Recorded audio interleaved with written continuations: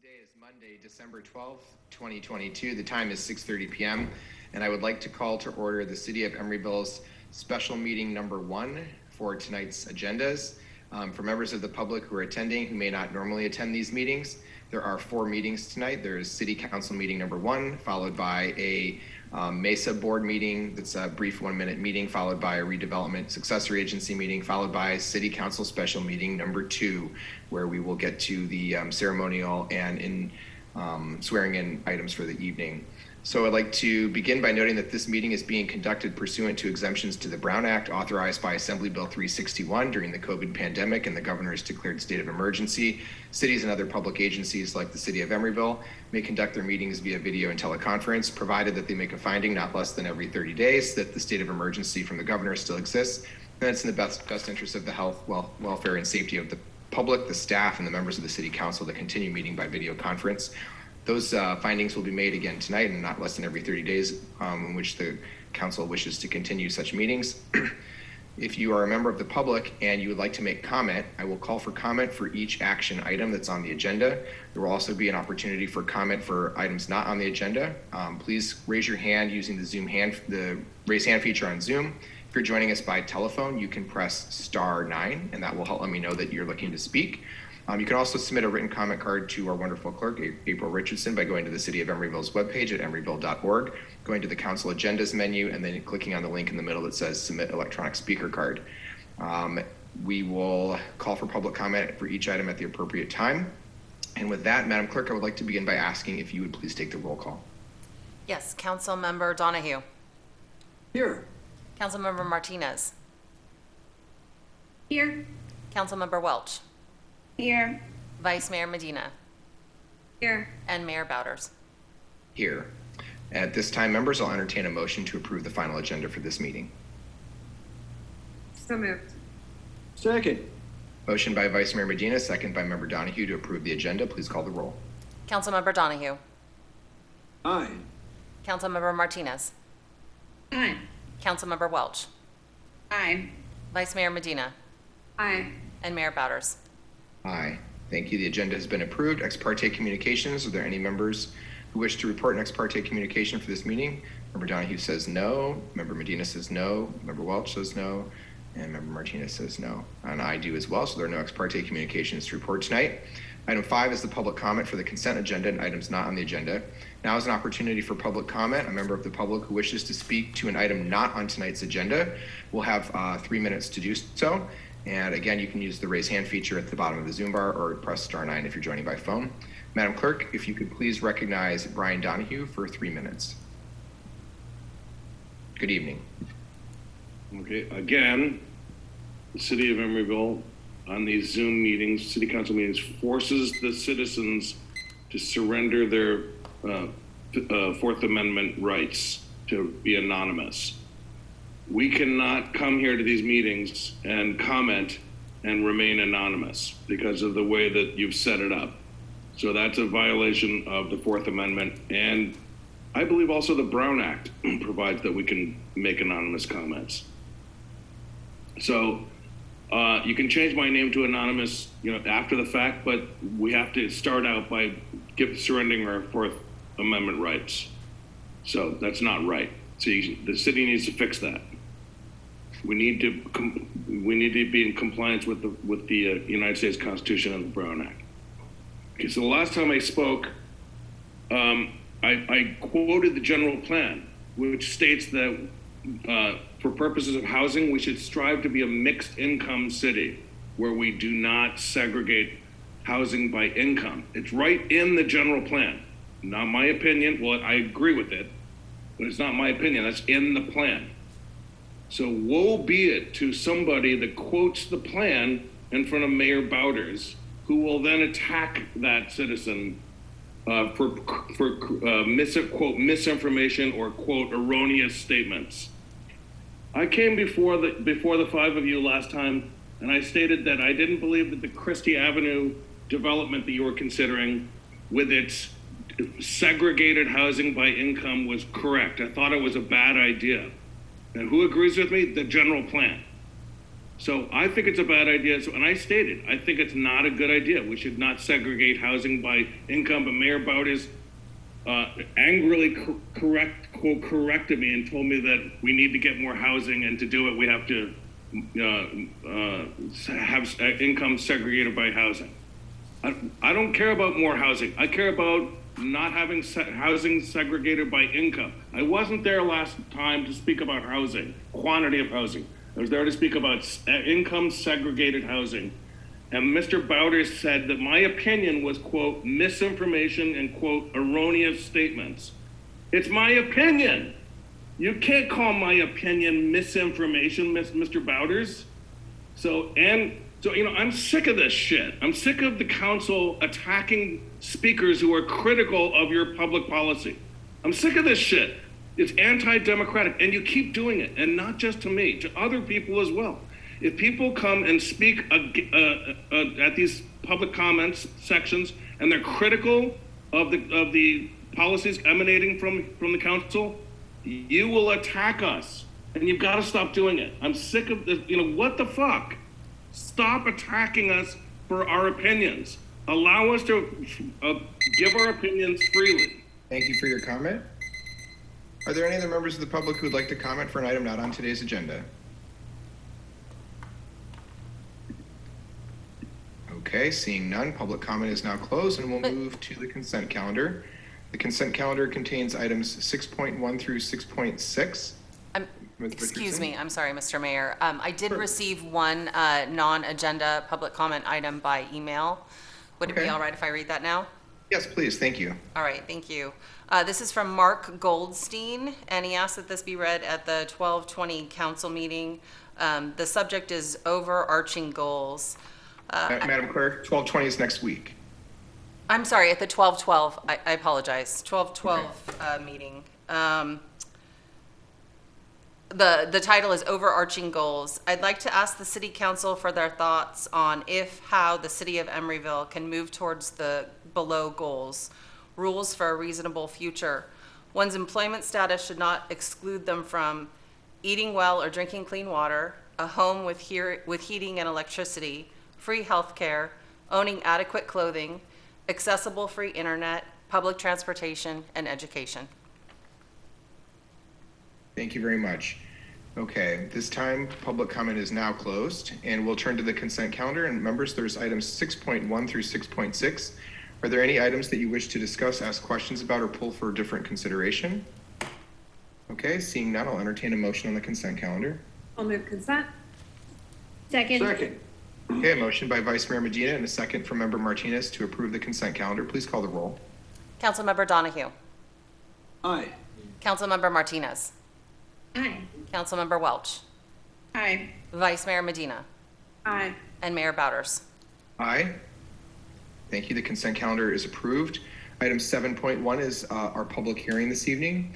Public hearing at the recommendation of the Planning Commission, a resolution of the City Council of the City of Emeryville, adopting the 2023 to 31 housing element of the City of Emeryville's general plan and approving it for submittal to the California Department of Housing and Community Development for certification and approving an addendum to the general plan EIR. And this will be presented by Navarre Oaks. Good evening. Good evening, Mayor. Good evening, Council. I also note that Valerie Bernardo will be presenting with me this evening, so it'll be the both of us. Okay. And also that Nicole West and Jennifer Gallium from PlaceWorks, our consultants for the project, are here as well this evening. Welcome.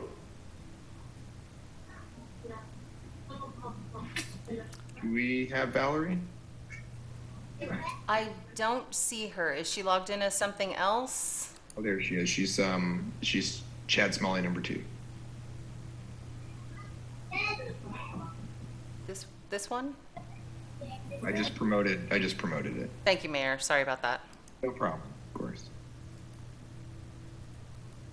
There we go.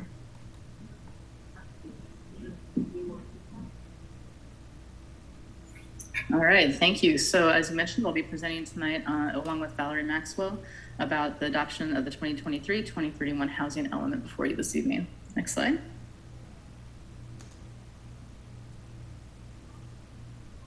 So So I think everyone in this room is probably familiar with the housing element, but just to make it clear, this is the 6th cycle. So the 6th time that we are going through the housing element process. Every year it's become a little bit more complex and detailed with new regulations. Establishes the housing needs and demands goals. It has a regional housing needs allocation, which is the amount of housing that the state is saying that the city needs to be able to accommodate within the cycle of this housing element, and it's updated every 8 years. So we also submit an annual report on the housing element along with the general plan every year, which the council reviews every March after the planning commission has seen it in February, and it gets sent off to the state for certification review before April. Next slide, please. And Valerie will be taking it away here. Yeah, we're gonna do a little back and forth just to mix it up a little bit. So thank you guys this evening. We did want to just provide everybody with an update to where everybody within the ABAG, which is the Association of Bay Area Governments, where everybody is within the ABAG region. There are a little bit over 101 jurisdictions, and out of the 101 jurisdictions, 26% have yet to still submit their first draft of the housing element. Which is required for them all to be adopted by January 31st, 2023. 40% of the jurisdictions are within the process of making modifications to their first draft. However, Alameda County is the only county that has any jurisdiction that has either submitted their housing element and had it adopted, or has issued a letter of conditional approval. And within Alameda County, the city of Alameda, they received a conditional approval after their first review, as did the city of Emeryville, which we're very proud of. The city of Dublin, however, did not. They actually did require some additional feedback, but they went ahead and took the approach of going ahead and getting their plan adopted by their city council while they work with the state to make the final modifications to their plan. So they actually have had it adopted by their council, but they have yet to receive their conditional approval letter. So that's kind of where everybody is in the region, and we're very proud to say that we're one of the 2 jurisdictions, City of Alameda and City of Emeryville, that actually got a conditional letter of approval after our very first review of the housing element. Next slide. So here we are in the process. You can see we started out back in April 2021 with housing committee meetings. We've had many of those since then, where we've checked in about the progress and gotten lots of input along the way. We've had 2 community meetings, and both the planning commission and city council. This is your 3rd time reviewing this plan. So lots of public input along the way to help shape and mold our direction today. After today, the whole thing is to send this plan off to HCD, the state agency in charge of certification for this, for their review and final approval. We do have in the resolution a provision for making minor modifications to incorporate things such as final public comments into the plan, just so that that can be done to adhere to all HCD regulations. Next slide, please. And then the document review schedule. So we started this back in 2021, but the actual review of the housing element document itself started back in May. So that's been a much faster review process. And as Valerie outlined, we actually went very quickly through the actual HCD review of it, which we feel is a testament to this community, this council and staff, and everybody's work together on this plan. Next slide, please. And so the outline of the housing element is contained here. And basically all of this is required. HCD dictates what needs to be in the housing element and how it will be handled, and then it's up to cities to figure out how to do that. Next slide, please. We're going to go through a little bit of what each chapter is about. Chapter 3 is our housing needs assessment, which provides quantitative and a descriptive analysis of the existing conditions, as well as our projected needs related to demographics, housing, economics, income indicators, affordability, and so forth. Some examples of some of the information that is presented in our Chapter 3 is that, 1, we are a demographically diverse community. We have a pretty good representation of a variety of ethnic groups. We have a very low vacancy rate, not only within our rental community, but also within our home ownership units. We're a very job-rich community. We have a job housing ratio of 3.77, which means that for every 3 jobs, there is 1 housing unit. We have a pretty decent median household income of $102,725. About 42% of our rental households spend between 30 and 50% of their income on housing costs. That means that they're considered cost burdened. Anything above 30% is considered cost burdened. The majority of our housing stock, whether it's rental and for sale, is within reach for those who are moderate income. However, for those that are in our lower income groups, there's a necessity to have either rental restrictions or subsidies to make it affordable for them. And then about 10% of our population has a disability of one or more. That could be a physical disability, a mental disability, but about 10% of that population falls within that group. And when we did our homeless point in time count back in February of this year, it was identified that there were 91 homeless people that were living on the street of Emeryville. Next slide.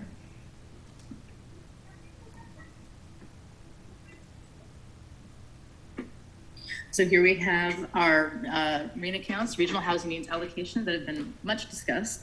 You can see here in the middle column, that's the units needed that have been allocated from HCD.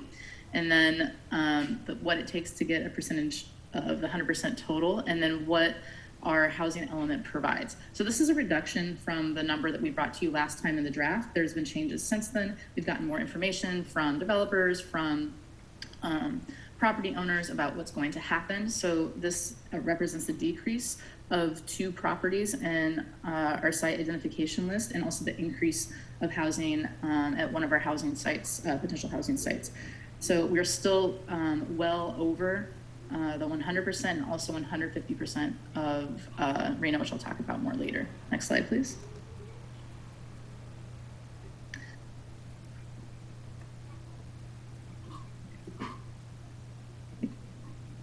You got it, Valerie? That's you, Navarre. Oh, that's me, my bad. Sorry. Sorry, everybody. The joys of back and forth. So for constraints, we are required to discuss constraints for the housing element, and we have to discuss governmental constraints, environmental considerations, and non-governmental constraints as well. And then how we address that is through our programs, which we have 47 of. So we go through all of our identified constraints and say how we're going to address them over the next 8 years. And we're going to be talking a little bit more about our programs in the next few slides as well. Next slide. Okay, the assessment of fair housing is actually a new requirement within the housing element. And that's the requirement for us to analyze whether or not there's been any patterns of segregation, if there's integration that occurs within our community, are there disparities to who has access to opportunities, are there some housing needs that are being addressed and others? And so we have to analyze that kind of data in order to determine what meaningful steps and actions do we need to take to overcome some of these potential fair housing issues that could be residing within the community. So in order to do that, we went out and did some outreach, first with the public. We did a variety of surveys with the public. During one of the public surveys, it was identified that when provided with an options of what were some concerns that residents had, it was determined that housing choice was something that they wanted to be addressed within Emeryville, and therefore that there needed to be some additional modifications and improvements to our below market rate program, which does show up in one of our programs. Additionally, we went and spoke with the variety of fair housing providers that service the Emeryville residents, and one of the top complaints or issues that came before them related to Emeryville residents was issues regarding disabilities as it related to fair housing violations. A lot of the fair housing violations that did come before them were able to be resolved through counseling and didn't actually have to result in legal action, but disability was the #1 issue that did come up through our fair housing providers. We're also required to look to see if we have any racially or ethnically concentrated areas of poverty, and whether we have any areas within our city that have that are identified as being racially or ethnically affluent. What we did identify is while we do not have any racially, ethnically concentrated areas of poverty or affluence, we do have one census tract that is identified as being a low resource area. And that would include the neighborhoods of the San Pablo Corridor, the Triangle neighborhood, and the area surrounding the East Bay Bridge Shopping Center. The other thing that we identified was that in our moderate resource areas, which is the rest of the community outside of those neighborhoods that I just identified, that there is a concentration of predominantly Asian and white, non-Hispanic population within those communities, whereas the other community has a little bit more diversity, representing all the other ethnic groups. Next slide, please. We also want to make sure that all of the residents have access to opportunity, or identify if there are any concerns related to access to opportunity. And at least within Emeryville, we've found that there really is not an issue related to access to opportunity. All residents of Emeryville have access to the exact same public schools located on San Pablo. And we have a variety of public transportation options that service the entire community. So there really is no part of the community into which somebody is being forced to go to a lower performing school, or where they don't have access to public transportation to move around the city and the broader region. We also want to look at whether or not there's any disproportionate housing needs. So we're going to look at overcrowding and whether or not there's any substandard housing issues. Primarily, there is not an issue of substandard housing in Emeryville, and overcrowding is also not a significant issue. As I mentioned before, we speak with our housing providers to determine what is their biggest complaint, but we also want to make sure that how are people being addressed. And so, as I mentioned before, a lot of the cases regarding fair housing are resolved through counseling. We don't typically have to do legal action, even though we do have a service provider in place to provide that. And then the last thing I just wanted to identify is that as we're looking at all these different factors, one of the things we are required to do is, as we come through and develop our housing sites inventory, we need to determine, are we developing housing that's going to lend to not creating an inclusive community? So we actually look at every individual site and compare where that site is located to some of these additional factors. So where is transportation? How far is it away from the schools? How is the ethnic and income breakdown of those areas, to ensure that we're not creating issues that are going to exacerbate issues of poverty and inclusivity. So in doing that, we did analyze everything. The majority of our housing sites, 17 out of 21, are going to support mixed income communities. So we're not looking to locate all of our lower income people in one part of the city versus the other. And one of the strong things that we're looking to do is actually ensure that we're doing housing mobility. So we're trying to make sure that we're providing housing opportunities in all quadrants of the city that give people an opportunity to move up in income if they so need to, but also provide lower income housing if they need to in some of our more moderate income communities. Next slide. When it comes to our housing resources, it's actually broken down into looking at not only what are our financial and administrative resources, but what are our physical assets. So to start with, we'll just talk about our financial and administrative resources. So what kind of programs does the city have access to that can provide financial assistance, or what kind of programs are available at the regional or statewide level? So here at the city, we have our housing bond and administration plan that was adopted last year that provides a plan for the expenditure of $64 million towards a variety of housing programs. We have our homeless prevention and mitigation strategy as to how we're going to address homelessness and work with our service providers to provide services to those in need. And then, of course, we've adopted a variety of tenant protection policies and programs to ensure that our existing tenants are being protected and are not forced out when they should not be. Regionally, we also have access to funding. Alameda County did a Measure A1 bond several years ago. We had a direct allocation of funding through that program. And then, of course, through the ABAG region and MTC, which is the Metropolitan Transit, we have our priority designation area that allows us to access funding for projects that are located within that designated area. Luckily, almost all of Emeryville is actually in a priority area designation, so that allowance is always available to us. And then lastly, there are a variety of state and federal resources that we have access to also help us assist in producing affordable housing. One being like the Home Investment Partnership Program that we've utilized to fund some projects in the past. And then more recently, the Affordable Housing and Sustainable Communities Grant, which has actually been recently allocated to our 3600 San Pablo project, and will assist in doing some transportation improvements to assist that project and the surrounding neighborhood. Next slide. So here we are back at the regional housing needs allocation. So this Might be a little bit hard to see on the screen because it's very detailed, but where we start off on the left side is the different income categories that need to be satisfied under RENA. And then we go to 150% of that because we are striving to reach the pro housing designation and apply for that early in the next year. We want to be able to make sure that we have all of those housing units covered for the pro housing designation, which will bring the city the opportunity to potentially get more points for applying to grants for various housing and transportation and other opportunities in the city. The next 6 columns that all are slightly indented are planned or approved residential developments that are underway in the city. So these are happening, basically, right? So we get to count these towards this next cycle, even though they started in this cycle. And then after that, we have vacant sites, which we only have 2 in the city. Then we have underutilized sites, which is the rest of the housing inventory.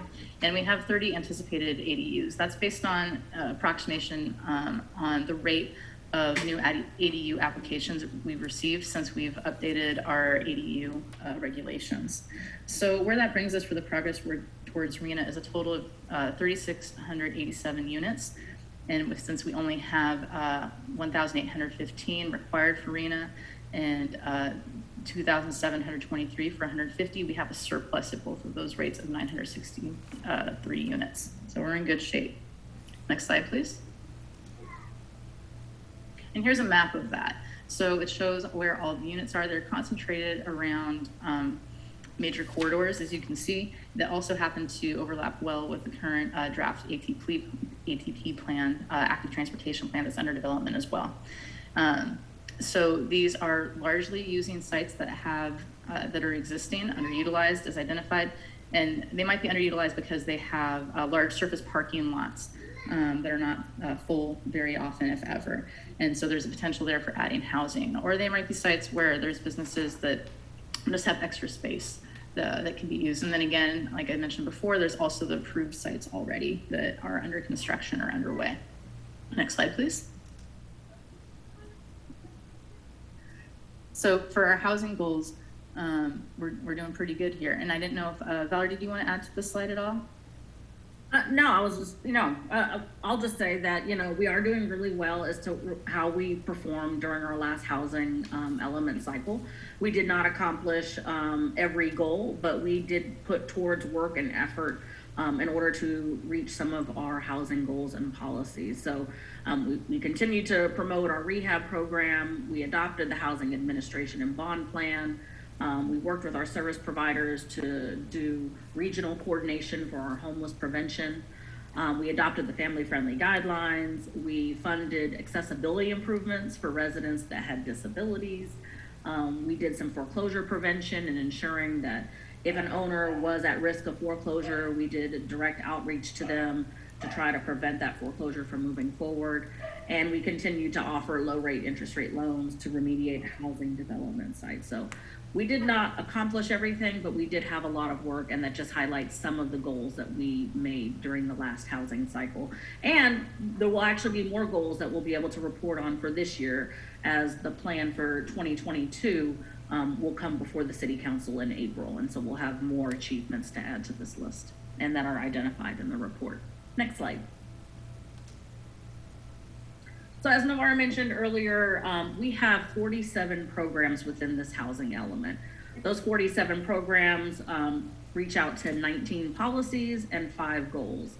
Our 5 goals for this upcoming housing element is, number 1, to have new housing development that facilitates construction of a wide variety of housing types for various income levels in a manner that promotes environmental responsibility and long-term sustainability. So that's about doing new development. Our second goal is to conserve and improve the condition of existing housing stock to enhance livability of neighborhoods for all residents. That's about preserving what we have here. Our third goal is to ensure housing is accessible and affordable to very low, and moderate income residents, with a priority for those with special needs. This is ensuring that we're addressing all those needs that were identified in that chapter 3. Our fourth goal is to ensure community members have equitable access to safe, sanitary, and affordable housing that's protected to them under the state and federal housing laws. And number 5 is to reduce or remove governmental and non-governmental constraints to development. We want to improve and maintain housing where feasible. And that's really about saying there are some things that are within our control and some things that are with not. So the things that are within our control, we want to make sure that we're trying to address those and remove any constraints. That might be within our zoning or planning regulations or a building code. But there might be some things that are outside of our control as to why development doesn't occur, such as economic conditions or the cost of labor or materials.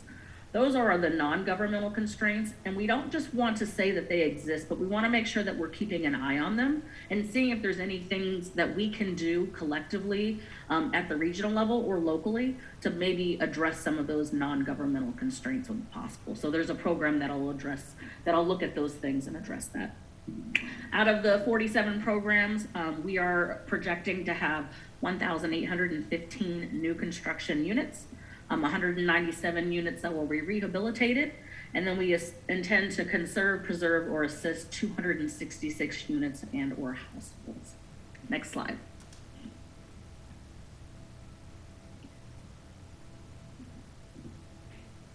Sorry, I'm having a hard time seeing the slides all of a sudden. Okay, sorry. The appendices include a review of previous programs. So we just talked about that a little bit, and that's a requirement to include all of that information in this plan as well. So there's record of that. Outreach, how we informed and gathered all that information and did outreach for community and the process of this, which I also outlined a little bit when we talked about the timeline for the project. And then a glossary. There's a lot of definitions and acronyms in housing, and so we wanted to make this as user-friendly of document as possible and add those in here so people have a reference guide. Next slide, please. So for the summary of changes made, overall, we made a lot of minor edits to the document that you originally saw, just correcting things as we went along, and then of course incorporating feedback as we went along from the Housing Committee, Planning Commission, the public, from City Council. We also responded to a lot of HCD's concerns, which, I mean, when I say a lot of, there weren't really that many, but they're largely focused around chapters 5 and 6, and just putting in more details and clarifying things. I'd say as a general summary, that's what really we took the time to do between that previous document and this one. And then for the goals, policies, and programs, we did add more quantified objectives. That was also in response to HCD's comments that we had informally, and to make more geographically targeted programs and redefine short-term, which we originally had from 0 to 3 to 0 to 2 years, to expedite some of these policies and programs that we have in here, and then add new public comment as they're received, of course. Next slide, please.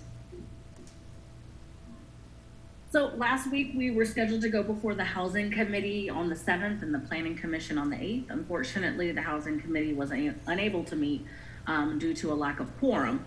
But we did let those that did attend, and we did send a notification out to those on the Housing Committee that they were able to either attend the City Council meeting this evening to get more information, or the Planning Commission.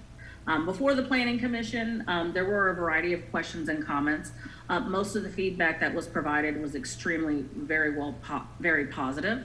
But some of the questions or clarifying questions that they had for us related to housing needs was the population statistics seemed high. They wanted to know, where did that data come from? They wanted to know how homeless people had been counted and what planning we were doing for them.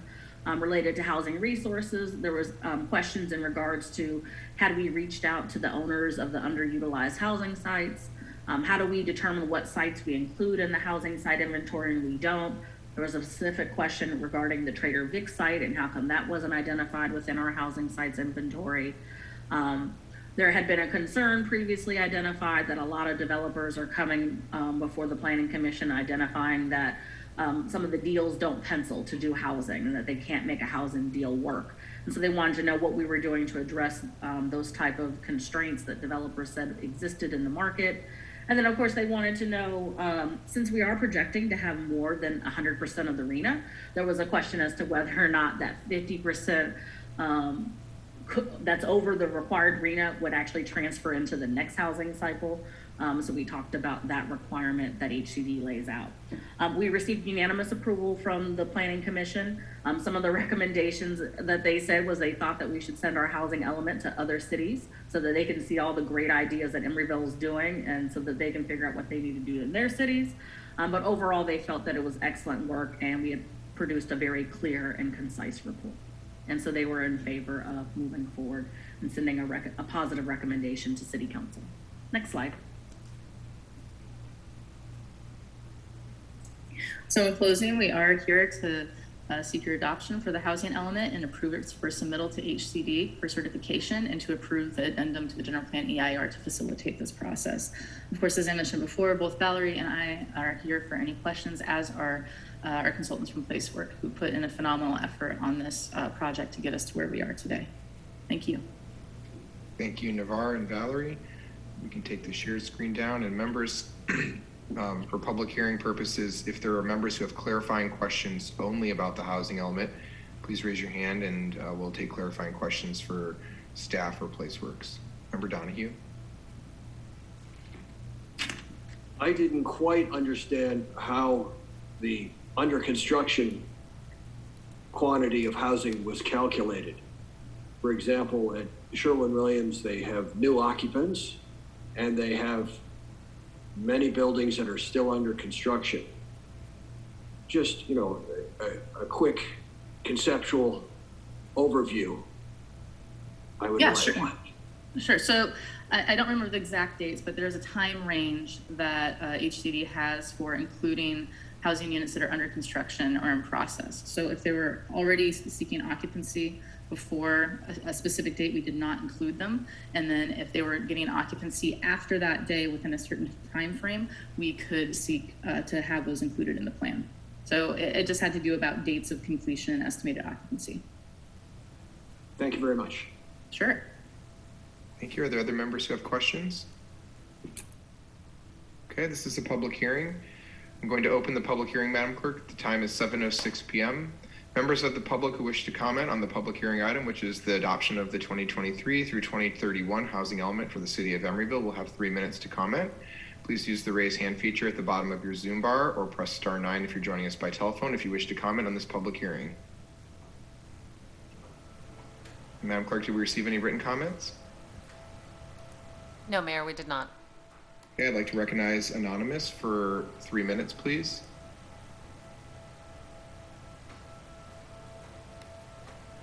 Okay, I'm going to go straight into the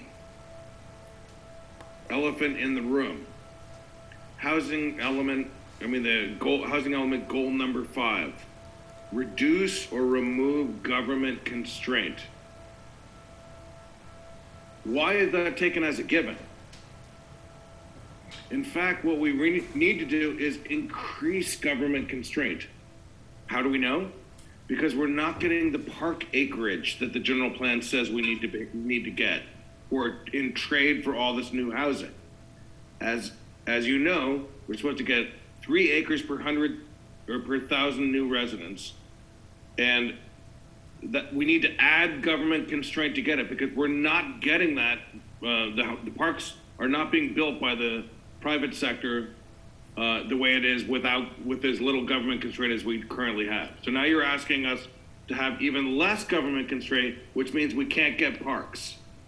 So my question is, why is it taken as a given in the housing element goal number 5 that we need to remove government constraint? I posit it's the opposite. We need to add government constraint. Clearly we don't have enough constraint, and I would like to hear any of the 5 of you speak to this issue. Why is it taken as a given? It's like you guys are all like neo-libs. You're all like Ronald Reagan devotees. You think that Ronald Reagan solution is the solution we need. Get government off our back. Let the private sector, get the government out of the way of the private sector, and everything will be great, says the Emeryville City Council. Clearly that's wrong. It's straight out of YIMBY, the Yes in My Backyard. Straight out of YIMBY. And it's false, and it's wrong, and it subverts our general plan. So now I want to know why is Councilmember Donahue and Councilmember Martinez deciding tonight about this? They're on their way out. Why can't we get the new council members that we just elected to decide about this 8-year policy? It's wrong that these council members on their way out should be voting on this here tonight. They're going to be saddling us with this policy, and they're going to ride off into the sunset, never to be seen again. We want the new council members who are going to be here for at least 4 years to be part of this decision. Why are you doing this? Okay, you're talking about homeless people in this presentation. We need to. The truth needs to be told. Emeryville police are rousting homeless people. I know because they've told me. They've actually admitted it to me that they're rousting homeless people out of Emeryville. So this, that this document needs to acknowledge that fact. Emeryville police are rogue agents, or presumably rogue. I don't know if they're being directed. Thank you for your comment. I would like to next recognize the phone number that ends in 4058, please. Good evening. If you hit unmute, you can speak. Thank you. Thank you. First of all, I'd just like to say that I am sick of these angry, bitter old white men like Elon Musk trying to take everything from everyone just because their lives are miserable. Second of all, go home, Rick. You're drunk. Just because Morty doesn't want to hang out with you anymore doesn't mean you need to come to these council meetings and yell and verbally abuse the council members because it's rude and, no one wants to hear it, okay? And look, you complained about not being able to call in anonymously. Look at me. No one knows who I am. I didn't have to go through the Zoom meeting. I used this thing called the internet, like you apparently did, and came to the meeting and called in, and now I get to make a comment. Okay, and finally, I'm happy that you guys are going to do something with this plan. Thank you. I like it. I like what you're doing. Diane, Scott, you've been council members for what, 4 years or something? I don't really know. I don't care. You're still the council members. Please vote. We want your vote. The new people can come in and do stuff after, but you've been here. You can go vote. We're happy to have you vote. And that's all I got to say. Thank you all so much. Goodbye. Thank you for your comment. Are there any other members of the public who would like to comment on item 7.1 related to the proposed housing element? Seeing none, the time is 7:11 and the public comment portion of the public hearing is now closed. And I will turn to council members. And is there anyone who would like to kick us off? If not, I will go. Okay, Vice Mayor Medina. Sure. I'd like to thank staff for all of their very hard work on preparing this housing element. I think it reflects Emeryville's values. It reflects the same values that this council in particular has worked on over the past several years. Some of you for up to 6 years now. It also reflects the intention of the voters who voted for Measure C, very emphatically for us to spend more money and resources building affordable housing where we could. I think one of the best slides in this shows the pipeline of things we already have in construction and demonstrates that this is an ambitious goal for sure, but also something that is achievable for our city. We are serious about this. We do intend to build this much housing. We know why we must build this much housing, and building affordable housing is our highest priority, and that is reflected both in this plan and the work the city and staff has done. So I want to thank everyone for what they've put into this. I think it is a phenomenal output, and I'm excited for us to get that pro housing designation. Thank you, Vice Mayor. Member Martinez. Thank you, Mr. Mayor. I've said it in the past, and I guess staff heard that I think the regional housing needs allocation is the floor, not the ceiling. And I'm really, really blown away by the product that we see tonight, and I'm really excited for how different Emeryville could look in the next 8 years, thanks to the progress we have made as council, and that staff has really pushed forward with this really excellent piece of work. So gratitude all around. Thank you. Member Welch. I also want to thank staff. I mean, this is a long process, and they really showed up and produced a great housing element. So I just also wanted to give and show my gratitude to staff as well. I also just wanted to note, piggybacking off of Vice Mayor Medina's point, you have to be intentional about inclusionary practices when the past has been very exclusionary. And that's what we're doing here in Emeryville. We're being intentional about making sure that people can come here and live here and stay here as long as they need to, as long as they want to. And so, yes, this is our values, to make sure that everyone can come here and grow here, live their life, age in place, and this is a community that is driven by those values. Thank you. Thank you. Member Donahue? I've perhaps been in the city longer than anyone else on the council. Well, in fact, I know that. And we started out as a relatively low population warehouse, empty warehouse city when I came. And, if I look at the issues then, much worse air pollution. Being robbed at gunpoint was happening to our members on the streets at night. So few people. We couldn't get police protection even. We had to guard our cars at night. Finally, we were taken seriously by the Emeryville police, and we've been urbanizing, I think, for the better ever since. Cities can improve lives if they're done right. And, while a general plan may specify a certain amount of park space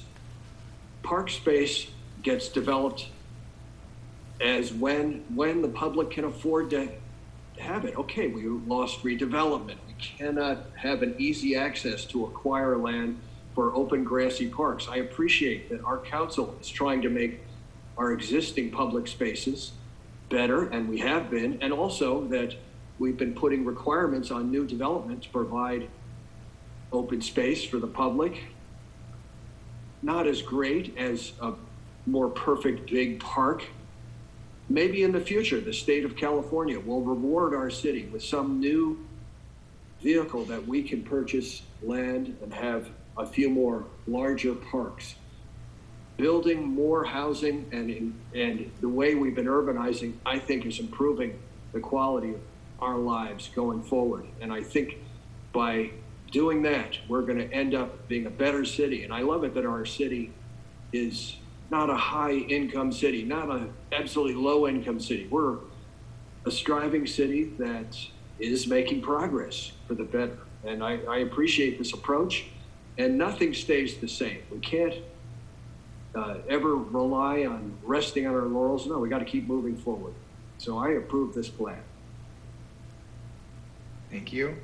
I'll just begin my comments by extending my deepest appreciation to Valerie and Navarre and Chad and the other members of our staff, Mr. Bryant, for the work you did to put together this housing element draft. To have the draft reviewed on its first letter, for those who are listening who don't follow housing law and housing element law, to have HCD review it in that early slide as was discussed and receive a essential green light on the very first draft submission is what we call a unicorn. There are 2 such cities in California that have done that this year, and there are just under 500 cities, and those are Alameda and Emeryville.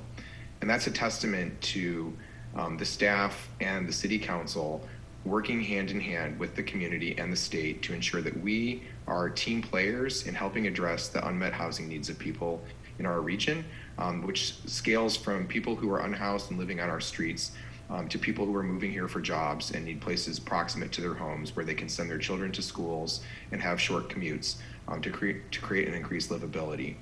So I just really want to appreciate the staff who were instrumental in developing this document. I want to really, in particular, appreciate Valerie Bernardo for her work in putting the 47 programs that are in this housing element. This is not a light read. This is a dense document that includes a vision for how we are going to realize the goals of the housing element and our RHNA obligation over the next 8 years.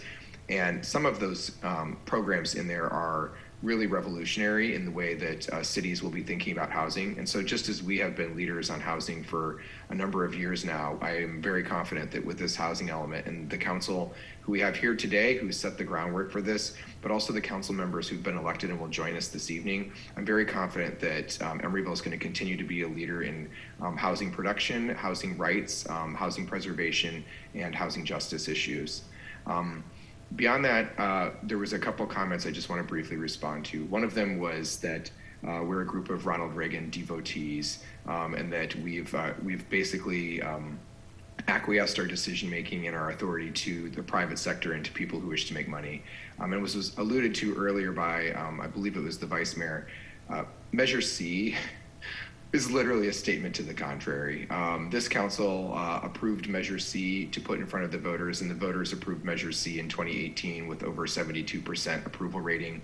I mean, that was a $50 million housing bond on a city of 12,000 people, which is the highest per capita affordable housing bond in California's history. And with that money, we have used it to take the assets the city has, publicly held land held in the ownership of the Redevelopment Successor Agency, and turned it into 100% affordable housing. That is how the government can be a meaningful market player in helping ensure that equitably and socioeconomically, we ensure everybody comes along with us. And so we've recently approved an exclusive negotiating rights for 3 properties on Christie Avenue to produce almost 370 units of housing to low-income families. We're producing almost 100 units of permanent supportive housing and extremely low-income housing at 3600 San Pablo in partnership with RCD. We changed state law so that we can provide intergenerational housing to low-income seniors and young people who have been homeless or foster youth who have aged out of services and care at 4300 San Pablo. We have other projects in the pipeline that we're already working on to fund with public subsidized funding, bond money, to bring affordable housing to this community alongside the market rate housing, which has inclusionary requirements. So I think it's odd and kind of curious that the same person who accuses us of being a Ronald Reagan devotee takes a page from the playbook of Mitch McConnell and comes here and says that this is the council that should not vote on it, that the 2 members who are leaving us tonight, who've worked on this for the last 8 years of their time here on council and who have been at every meeting we've had on this housing element for a year and a half now, that somehow we should wait and we should pull a Merrick Garland sort of situation, and we should wait till someone else comes in to do the work, because it's not appropriate for these people to vote on this. Scott and Diane have been completely committed to housing production and affordable housing justice. They have supported the Tenant Protection Act, the Just Cause Eviction Act, and every other housing initiative we've had in this city for the last 8 years. I'm extremely proud of the work they've done, and I'm very happy that we were able to accomplish putting this on the agenda tonight to capstone their legacy and their time here at the City Council, which is one that has transformed the city from one that has been business overproduction and shopping mall overproduction to resident centric. And so with that, I would like to invite Scott and Diane. Would either of you like to make a motion on this item? Scott, you're the longer term resident. Please go ahead. I move the item. And I'll second. Thank you. There's been a motion made by Member Donahue and it's been seconded by Member Martinez to approve at public hearing the housing element. Please call the roll. Councilmember Donahue. Aye. Councilmember Martinez. Aye. Councilmember Welch. Aye. Vice Mayor Medina. Aye. And Mayor Bowders. Aye, the housing element is approved. Thank you to everybody who was instrumental in seeing that through. Item 8.1 is removing criminal penalties from the Emeryville Municipal Code. Mr. Kennedy and Ms. Crowell. Thank you, Mr. Mayor. At this point, I'd like to recognize Special Counsel Christy Kroll, who will be walking us through these changes.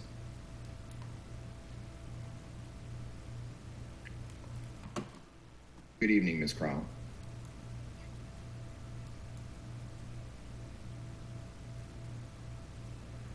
Thank you, Mr. Mayor. Good evening, Mayor and council members. April, could I have my presentation up, please? Thank you so much.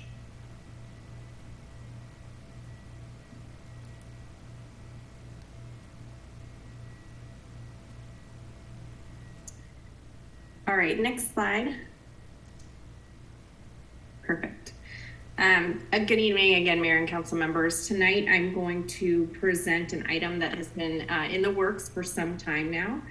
Your staff report provides a thorough overview of the background of how and why this item is before you this evening, but I'm going to start with a brief summary. So the California Constitution and case law give the city what's called a broad police power to protect the public health, safety, and welfare of our citizens in Emeryville. Our municipal code contains a mixture of both criminal and non-criminal penalties, and the criminal penalties are either infractions or misdemeanors. And an infraction is generally a fine of $100 for the first offense, with an increasing fine for multiple offenses within the same year. And a misdemeanor is a fine of $1,000 or imprisonment for 6 months or both. And the code also contains non-criminal penalties or administrative penalties such as administrative citations or civil actions like nuisance proceedings, or just generally the withholding of permits and licenses for failure to comply. Next slide. So back in 2020, the council requested that staff bring forward an agenda item to eliminate some or all of the criminal penalties in the EMC while leaving the administrative penalties in place. And the council had several meetings on this topic to discuss where removal of criminal penalties in the EMC would occur. And this slide and the next slide, as well as your staff report, detail what occurred at each of those meetings. So I'm not going to read them to you. Next slide, please. But I will say that at your December 2020 meeting, the council went through a lengthy chart that you all may remember. That chart listed various sections of the EMC, and staff recorded council's direction as to each provision in terms of whether the penalty should be removed or modified or remain. And the council also directed that some of those provisions be referred to specific committees or otherwise studied by staff for for further recommendation. And at this point, staff, the city attorney's office, and Emeryville Police Department have reviewed the provisions and council's prior direction, and we have proposed a path forward for decriminalization of the code. Next slide. So the council provided direction on upwards of 100 individual provisions, all of which are referred to individual city departments, referred to the city attorney's office and the chief of police, and then for which specific amendments are drafted. And given that process, staff recommends that the council amend EMC section 1-2.01 to reflect that the criminal penalties in the code are limited to only those enumerated in your draft ordinance. And the purpose of section 1-2.01 is to provide the list of misdemeanors and infractions in the code. It actually hasn't been kept up to date, so that's why the proposed ordinance before you this evening proposes to repeal and replace that section with a brand new chart, actually 2 brand new charts in both subsections E and F that depict only the provisions in the code that will continue to have criminal penalties. So consistent with the council's direction, staff plans to bring subsequent amendments to the specific provisions that contain penalties throughout the code. But for now, the proposed amendments to section 1-2.01 are drafted to control or supersede any other penalty provision found throughout the rest of the code. And I would also note that some of the remaining penalty provisions that are in your proposed subsections E and F in those charts may ultimately be eliminated as well, consistent with the council's prior direction and committee direction received to date. Next slide, please. So since the draft ordinance depicts the penalty provisions that remain, this is an overview of the provisions for which criminal penalties are being eliminated. So you can see them all in one spot. The provisions on this slide would no longer carry a misdemeanor penalty. Most are completely eliminated, and some the council marked for just reducing to an infraction. Those are marked with asterisks. Next slide. And then this slide shows the provisions carrying infraction penalties that will be eliminated. And your staff report provides these lists as well, but you can see here, just the sheer amount of provisions that we've completely eliminated, and then your ordinance charts, which are on the next slide, April. I'm sorry, these are a little bit hard to see, but these are the charts that are proposed for section 1-2.01, which set forth only the remaining criminal penalties for the municipal code. So again, staff is going to return with additional cleanup items per the council's direction, and we'd amend these charts again to further reflect the deletions that we will bring back to you. And next slide. So these are the provisions that we plan to bring back to the council as part of that cleanup that I referred to earlier. And staff has identified 3 types of provisions here. Those that require additional substantive amendments, as in not just the criminal penalty provision. Those that the council directed to be discussed within the context of a code enforcement officer position that staff is still considering. And then third is sort of a subset of that second category where staff has actually identified a potential preemption issue where the city may be required to retain certain criminal penalties due to state or federal law. So these are the provisions that we anticipate bringing back as part of that cleanup process. Next slide. And finally, consistent with the council's previous direction, there's a second ordinance before you this evening that proposes to repeal 4 EMC provisions entirely. And these provisions aren't included on the penalty charts in your first ordinance amending section 1-2.01 or in the previous slide because they were proposed for repeal. And next slide. And so in sum, staff's recommending that the council waive the first reading and introduce both ordinances by title only. And tonight I'm here to answer questions that you might have, and I believe someone from EPD is here as well. Thank you so much, Christy. Members, if you have, we can take the shared slide. Thank you. Members, if you have questions for Christy or Mr. Kennedy or the Emeryville Police Department that you'd like to ask about any of the items, you may ask those questions now. Okay, seeing no questions, now is the time for public comment. A member of the public who wishes to comment on this item, for this item, April, is 2 minutes. Please use the raise hand feature joining us by Zoom or press *9 if you're joining us by phone. Did we receive any written comment cards, April? No, Mayor, we did not. Okay, I'd like to recognize Anonymous for 2 minutes, please.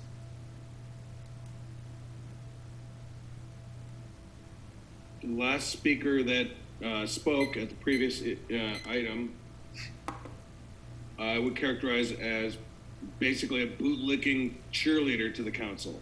And so since he is your loyal friend and loyal supporter, I think you should seriously consider what he proposed.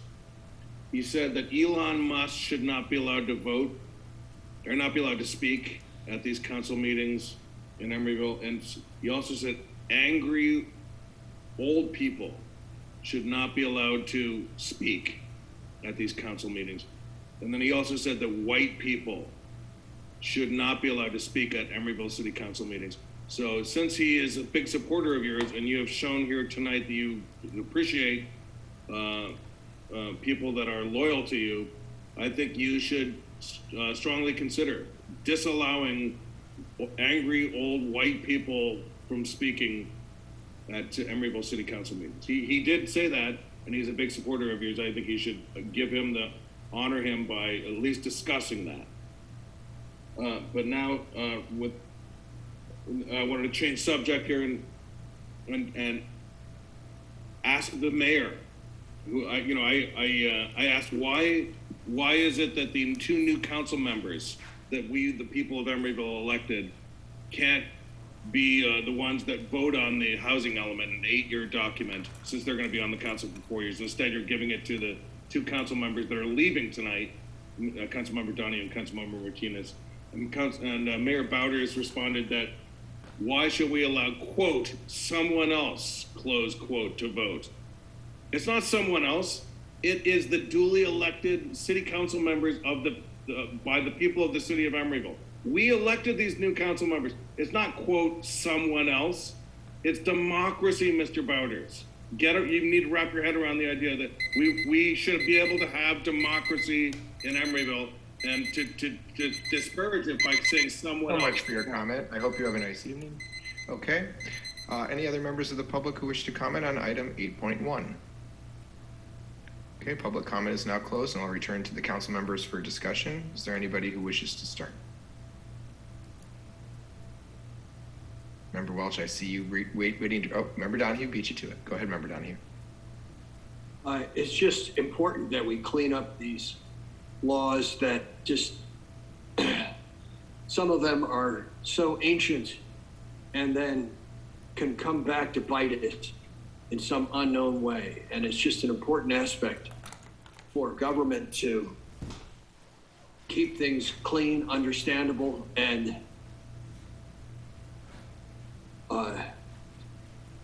the entire world could be criminalized for so many laws that would become paralyzed. And so I think it's important, this work. Thank you. Others? Welch. So, Mayor, I just had a clarifying question. The minors piece, that code specifically, what did that entail?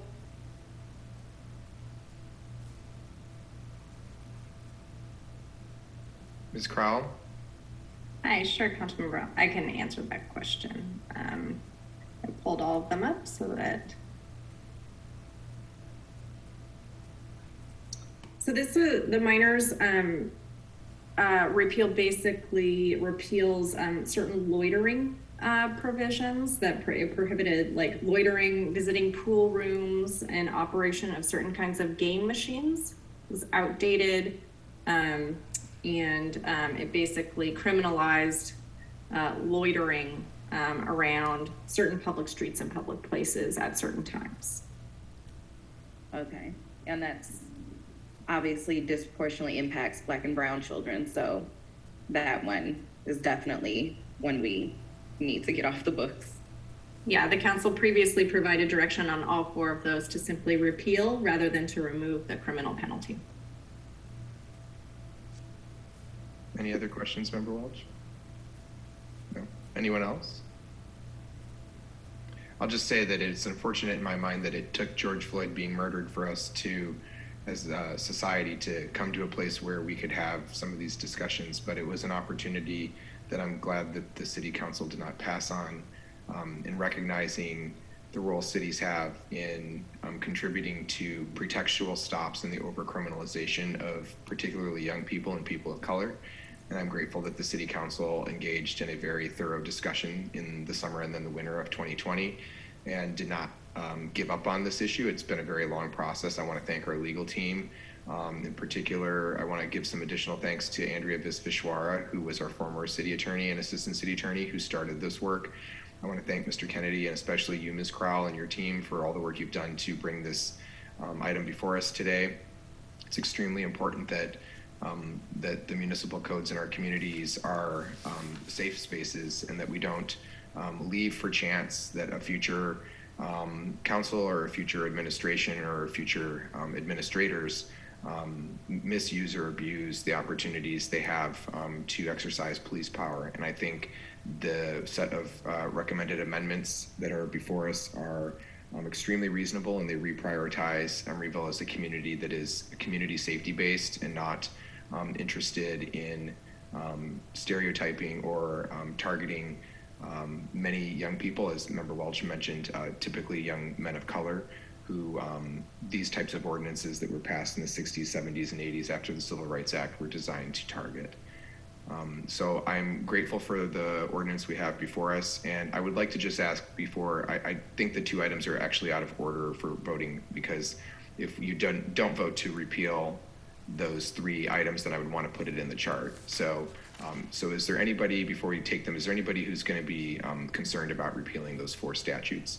Because if not, I'll just take them in order. Okay, great. So the first item is item 8.1.1, which is an introduction and waiver of the first reading for 1.1-2.01 D, E, and F of Chapter 2 of Title 1. Is there a motion to read by title only? So moved. Second. A motion has been made by Member Martinez and seconded by Member Welch to read this ordinance by title only. Please call the roll. Councilmember Donahue? Aye. Councilmember Martinez?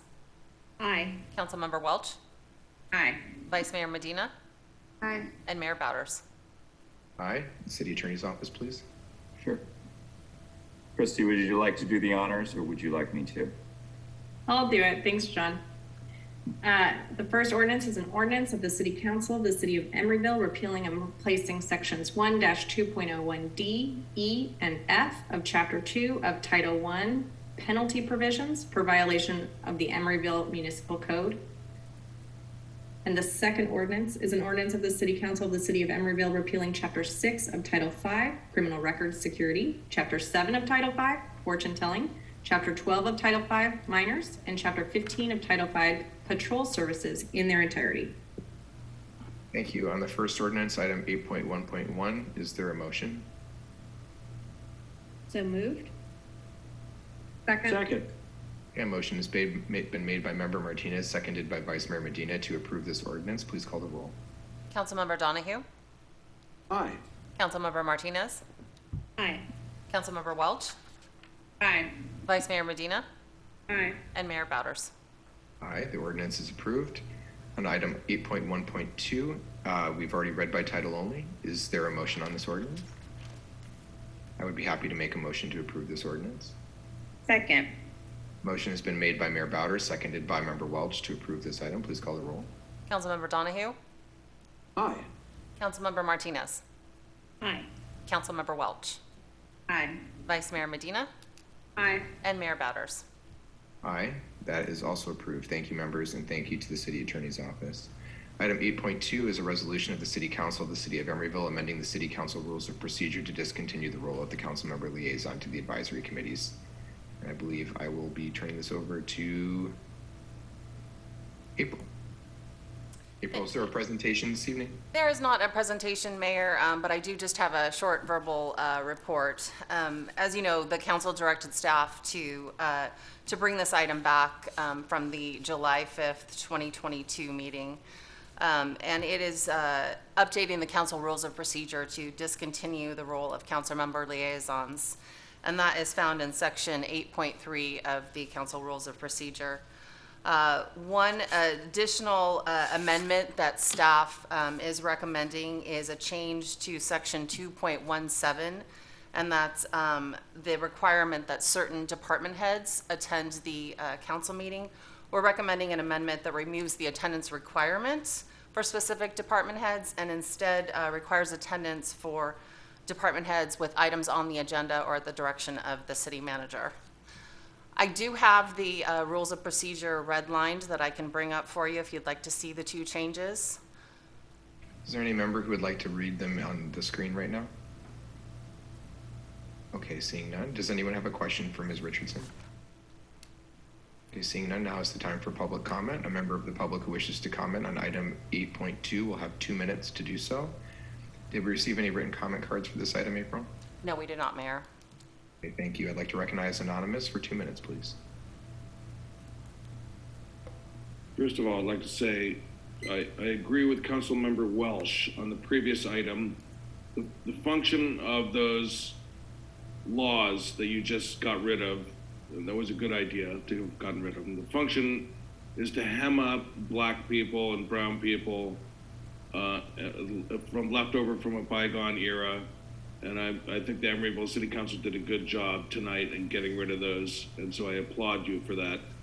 And it was, I think it was just racially based on racism, and so I think it was good that you did that. However, I want to go back and talk about the appropriateness of allowing Councilmember Donahue and Councilmember Martinez to be voting on, especially the previous item, the housing element, which is an 8-year suite of policy proposals or provisions. And they're riding off into the sunset tonight, as I said, and we're going to have 2 new council members that are going to be becoming our council members in a few minutes. And Mr. Bowders, the mayor, stated that the reason why we want to do it is because they're a capstone to Scott and Diane's legacy. But ask me if I care about a capstone to Scott and Diane's legacy. Ask me if I care. No. The answer is no, I don't care. The people don't care. We're interested in democracy. We voted for these 2 new council members who are going to have to implement this 8-year policy over the next 4 years. We don't care about, the hubris is remarkable. It's just hubris. You guys are so full of yourselves. We don't care about your capstone legacy. We care about good policy coming out of Emeryville, and we don't care about Councilmember Donahue or Councilmember Martinez or anybody else. Thank you so much for your comment. Anybody else wish to comment on item 8.2? Okay, seeing none, the public comment is now closed and will return for discussion. Is there any member who wishes to discuss this? I'd like to move the resolution. Thank you. I'll second. Okay, a motion has been made by Member Martinez and a second by Vice Mayor Medina to approve this resolution. Please call the roll. Councilmember Donahue, Aye. Councilmember Martinez, Aye. Councilmember Welch, Aye. Vice Mayor Medina, Aye. and Mayor Bowders. Aye. Thank you. The resolution is approved. Item 8.3 is a resolution of the City Council making the required findings pursuant to AB 361. Members, I wish to waive presentations as a routine item. Is there anybody who objects? Seeing none, now is the time for public comment. A member of the public who wishes to comment on Assembly Bill 361 findings will have 1 minute to do so. Do you receive any written comment cards? No, we did not, Mayor. And there's no hands raised. Public comment is now closed. Members, is there any discussion? Seeing none, I'll entertain a motion. So moved. I'll second. Motion by Member Welch, seconded by Vice Mayor Medina to approve this resolution. Please call the roll. Councilmember Donahue, Aye. Councilmember Martinez, Aye. Councilmember Welch, Aye. Vice Mayor Medina, Aye. and Mayor Bowders. Aye. Thank you. The time is 7:45, Madam Clerk. I'm adjourning this special meeting. The time is 7:45. I'd like to call to order the City of Emeryville's Management of Emeryville Services Authority meeting for tonight. I've already provided the AB 361 statement, and I would like to just please note for the record that all members are still present. This time I'll entertain a motion on the final agenda for the Mesa meeting. I move approval. I'll second. Okay, a motion has been made by Member Welch, seconded by Vice Mayor Medina to approve this agenda. Please call the roll. Councilmember Donahue, Aye. Councilmember Martinez, Aye. Councilmember Welch, Aye. Vice Mayor Medina, Aye. and Mayor Bowders. Aye. Members, of their ex parte communications? Seeing none, now is the time for public comment. A member of the public who wishes to comment on the Mesa board will have 1 minute to do so. Do you receive any written comment cards, Ms. Richardson? No, we did not, Mayor. Okay, there are no hands raised. Public comment is now closed. We have one action item, which is the AB 361 resolution. This presentation is hereby waived. Is there anybody who wishes to comment on the AB 361 resolution for 1 minute? Seeing none, I'll entertain a motion. So moved. I recognize Member Martinez as a motion maker. I'll second. And I second from Vice Mayor Medina. Please call the roll. Councilmember Donahue, Aye. Councilmember Martinez, Aye. Councilmember Welch, Aye. Vice Mayor Medina, Aye. and Mayor Bowders. Aye. That is approved. Madam Clerk, the time is 7:47 and I'm adjourning the Mesa meeting. The time is 7:47 p.m. I call to order the City of Emeryville as the successor agency to the Emeryville Redevelopment Agency. Please note that we are conducting this meeting pursuant to exemptions to the Brown Act under AB 361 and that all members are still present at this meeting. This time I'll entertain a motion to approve this agenda. So moved. I second the motion. Motion by Vice Mayor Medina, seconded by Mayor Bowders to approve agenda. Please call the roll. Councilmember Donahue, Aye. Councilmember Martinez, Aye. Councilmember Welch, Aye. Vice Mayor Medina, Aye. and Mayor Bowders. Aye, the agenda is approved. Are there any ex parte communications to report? Seeing none, now is the time for public comment. A member of the public who wishes to comment on the successor agency will have 1 minute to do so. Please recognize Anonymous for 1 minute. I just want to remind you guys that tonight what you did was you did reveal yourselves as Ronald Reagan devotees. The idea that government constraint, so-called government constraint that you voted on tonight is the default position of the Emeryville City Council as being a bad thing. That makes you Reagan devotees. It's all about neoliberalism. Get the government off our backs. The government is the problem, not the solution, when in fact it's actually the opposite. Government is the solution. We want parks, and the only way we can get it is to constrain the private housing market. That's the only way we can get it. They're giving us the houses that we need, the new residents that we need to offset the new residents, to make it so that we have abide by our general plan for parks, and there were no more than 3,000 or 3 acres of parks, and we need 3 acres of parks per 1,000 residents. Thank you so much. Okay, are there any other members of the public who wish to comment for items not on the agenda in the redevelopment agency? Seeing none, public comment is now closed. we have a consent calendar. We have 2 items in the consent calendar. Members, is there any discussion? Seeing none, is there a motion? With consent? Second. She was waiting and you paused. A motion by Vice Mayor Medina and a second by Member Welch to approve the consent calendar. Please call the roll. Councilmember Donahue. Aye. Councilmember Martinez. Aye. Councilmember Welch. Aye. Vice Mayor Medina. Aye. And Mayor Bowders. Aye. The consent calendar is approved. We have 1 action item, which is the AB 361 resolution, item 7.1. If there's any member of the public who wishes to comment on item 7.1, you'll have 1 minute to do so. Seeing no hands, public comment is now closed. Okay, we have public comment for 1 minute. Recognize anonymous for 1 minute, please. Again, it's the government is the problem, not the solution. This is what you voted on here tonight. I'm not going to allow you to take that away. You voted that we need to allow the private sector to full flower, just let them go unrestrained. And that's the way we're going to get the parks that we need, for instance, and other things that we need. We're going to get the town that we want by allowing developers unrestrained development. Just let them do what they want to do, and everything will turn out great. This is what you guys voted on here tonight, and it's just wrong, just patently wrong. Any other members of the public who wish to comment? I'll recognize Yolanda Harris for 1 minute for the Redevelopment Agency, AB 361. Unmute and go ahead.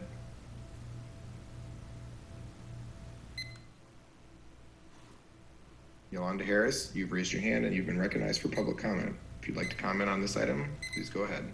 Unmute.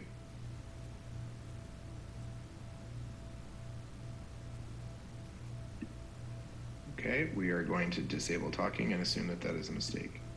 All right, so we will return to the item at hand, 7.1. Is there any discussion? Seeing none, is there a motion? So moved. Second. Motion by Member Martinez and second by Member Donahue to approve this resolution. Please call the roll. Councilmember Donahue. Aye. Councilmember Martinez. Aye. Councilmember Welch.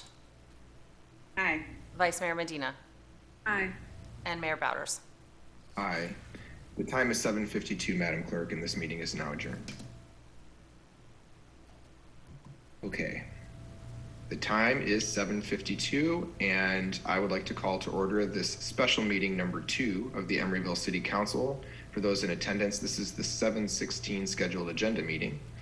I would like to begin by noting for the record this meeting is being conducted pursuant to exemptions to the Brown Act authorized by Assembly Bill 361 during the COVID state of emergency and the governor's declared order of a state of emergency. The city of Emeryville has made the findings necessary not less than every 30 days that the public and the staff and the members of the council are best served by continuing to meet via video conference. As long as we make those findings not less than every 30 days, we can continue to do that until the end of the state of emergency, which has been determined to be February 28th of 2023. I would like to begin by asking if the clerk would please take the roll. Councilmember Donahue. Here. Councilmember Martinez. Here. Councilmember Welch. Here. Vice Mayor Medina. Here. And Mayor Bowders. Here, thank you. A motion to approve this agenda, please. So moved. Second. Motion by Member Martinez, second by Member Donahue to approve the agenda. Please call the roll. Councilmember Donahue. Aye. Councilmember Martinez. Aye. Councilmember Welch. Aye. Vice Mayor Medina. Aye. And Mayor Bowders. Aye, the agenda has been approved. Members, are there ex parte communications for this evening's meeting? Seeing none, we will turn to our special orders of the day. Well, we are at that point in the evening where it feels somewhat unreal for some of us, but we're at the point where 8 years of public service as a council member to the city of Emeryville draws to a conclusion for 2 of us tonight.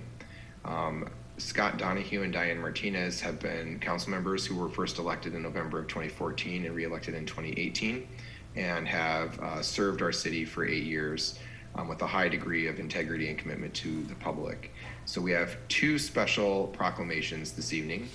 And what I'd like to do is, for our first one, is going to be Member Donahue. And if you all just bear with me while I make the computer screen my friend, I will get this set up here in a moment. So we have a proclamation recognizing Thomas Scott Donahue for his term on the Emeryville City Council. Whereas Scott Donahue was elected to the Emeryville City Council in November of 2014 and was re-elected to a second term in November of 2018 and served as the mayor of the city of Emeryville in 2017.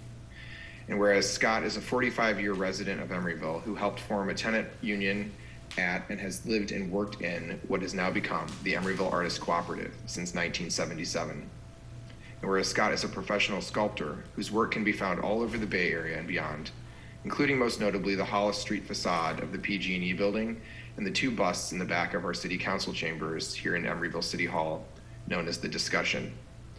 And whereas before being elected to the Emeryville City Council, Scott was an active member of the city's Bicycle and Pedestrian Advisory Committee, where he helped establish the Emeryville Greenway and shape our regional bike boulevard network and our local plans. And whereas Scott has served on many city commissions and committees, including the Public Works Committee, the Public Safety Committee, the Transportation Committee, the Economic Development Advisory Committee, the Sustainability Committee, and the Parks and Recreations Committee. And whereas Scott has also represented the city on many regional boards, including the Alameda County Mosquito Abatement District, the Association of Bay Area Governments, the East Bay Community Joint Energy Authority, and the League of California Cities East Bay Division. And whereas in 2017, Scott and the city hosted the California Arts Council on a tour of Emeryville, which was instrumental in the city being selected for a cultural art district designation by the state of California. He has supported the work to help bring the Emeryville Center of Arts for the Arts to fruition. And whereas Scott has been an advocate for affordable housing, with 1,248 units of new housing having been approved or permitted during his tenure on this council, including 371 of those units being affordable housing for low-income people. Whereas Scott was the impetus behind the city adding the mass timber construction as an eligible category for obtaining community benefits points through the city's development bonus point system. Now, therefore, be it resolved that on behalf of the Emeryville City Council, the residents of Emeryville, the business community, and the staff of the city of Emeryville, the mayor hereby recognizes Scott Donahue for his contributions to the city of Emeryville and wishes him the very best in all of his future endeavors. Proclaimed on this 12th day of December 2022 at a special city council meeting by the mayor of the city of Emeryville. Scott, it has been a ride. What I would like to do first, Scott, is offer. No, I'm going to have you go last. I'm going to have you go last. What I would like to offer is for council member comments first. That's how I'm going to handle this tonight. And I would recognize Member Martinez first, please. Well, thank you, Mayor. Scott has been an incredible progressive partner in policy making these last 8 years, and he has made Emeryville a better place. But he's been making Emeryville a better place since long before he was on council. So I appreciate him taking this last 8-year block to do it officially and make policy for the city. I'm lucky to count him as a friend and neighbor, and he is welcome to roll by and ring my doorbell anytime, which he already does, but of course he's continues to be welcome in my home and in my heart. He'll always be my council member. Thank you. Are there others who wish to make a comment? Vice Mayor Medina. I have had the pleasure of sharing committee assignments with Scott, first Transportation and then Sustainability Committee. And I have got to say, in addition to being one of the most creative people I've ever known, who always looks at things from a very different angle than myself, he has made me laugh out loud more times during public meetings than I thought was physically possible. Some greatest hits included body shoots off of ships. And I think water guns to deter people rolling lights. Scott has an ability to view the world as an inherently more fun and interesting place than everybody else and push us towards creating an Emeryville that is that. And it's something I've always really enjoyed about working with them. And I I think Scott's the person who has pushed us to become the first city, I believe, in the country to adopt a REACH code for cross-laminated timber. And it's because he cares about these niche issues that he sees as important to how the world will progress more than anybody else I've ever met. So thank you for working with me, Scott. Member Welch?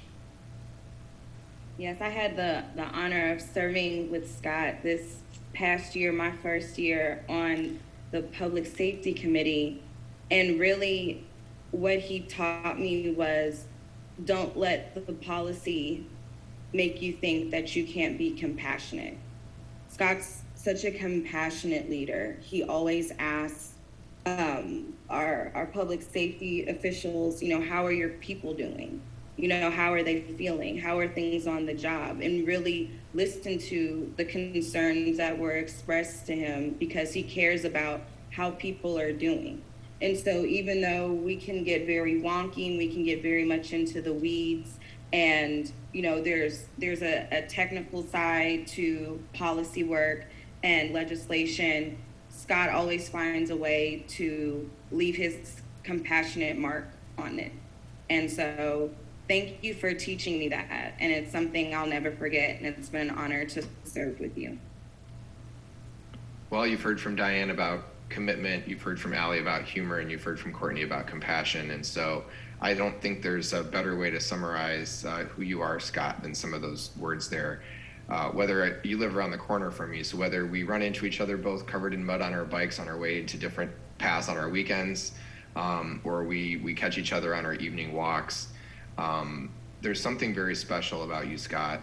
As was mentioned, I think the thing that comes to mind for me first is just how willing you are to buck convention and pursue creativity.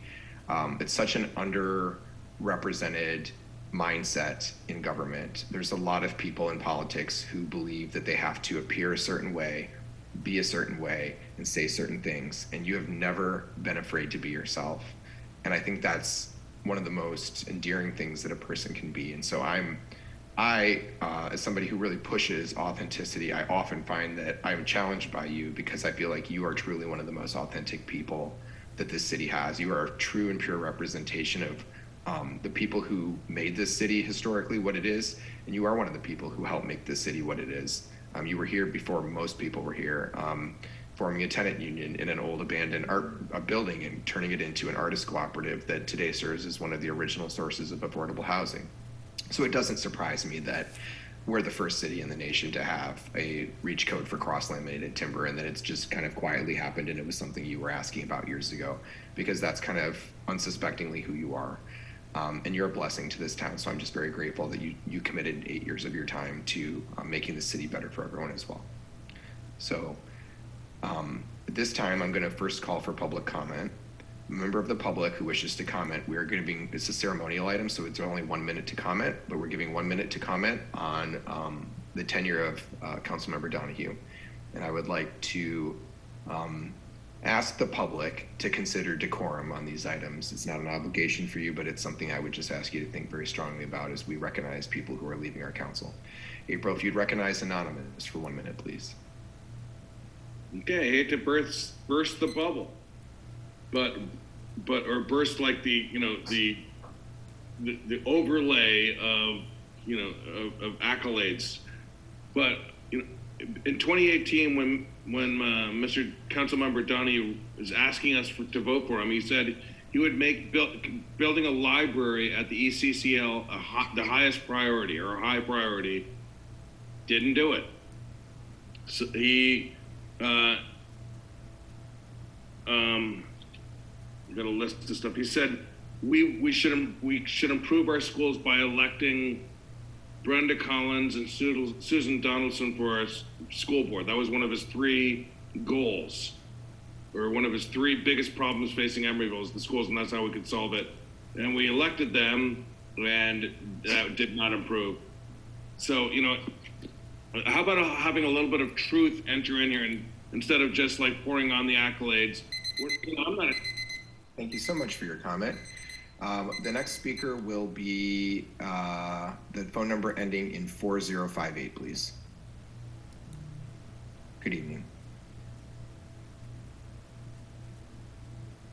I don't know you personally, Scott, but I just want to say thank you for your time on the council. I've lived in Emeryville for, 3 years. I've worked here for maybe 5. And, other places I've lived, you see stuff not necessarily get better, but here, stuff's gotten better. And I know that that's a direct result of you and your coworkers. So thank you. And I'll lick your boots any day. Goodbye. Thank you. Next, I'd like to recognize Jeff Jennings, please. Good evening, Chief. Hi, Mayor. Can you hear me? We can. Welcome. All righty. Just quickly, Scott Donahue's been on the Public Safety Committee the whole time I've been here. He is an honorable man with a lot of integrity and very much compassion about the people of Emeryville. So it's been a pleasure getting to know you the last 2 years, Scott, and I wish you the very best as you go forward. Thank you. Thank you, Chief. Next, I'd like to recognize Alameda County Fire Department, which may be Chief Randall West. Good evening. Good evening, everyone. This is Chief West. Scott, I would like to say congratulations on your next venture, and thank you for the years of support that you have given to ACFD. I've worked with you several times in transition as a council member and also as mayor at Emeryville. And one thing I will say, you definitely make me laugh. You are a one of a kind and very inspirational. And again, I like to piggyback on some of the other comments. I like that who you are. You are not scared to be your own person, and I can respect that. So, best in your next ventures, and I'm sure we will see you around. Thank you. Thank you. The next speaker, please, will be Tim Byron. Good evening. Good evening. Can you hear me? We can. Go ahead. Hi, this is Tim Byron. I'm council member Martinez's significant other, and I hope to talk about Ms. Martinez shortly, but I do want to say that she found an excellent slate partner in 2014 with you, Scott. It's been such a joy to get to know you and your family over the last 8 years. I think you're honest, authentic, enthusiastic, and genuine. There's never a hidden agenda with you. And I think, and you're an artist and a politician with no ego, and I think that's just totally unheard of. At every city event, I always look forward to getting the opportunity to catch up with you.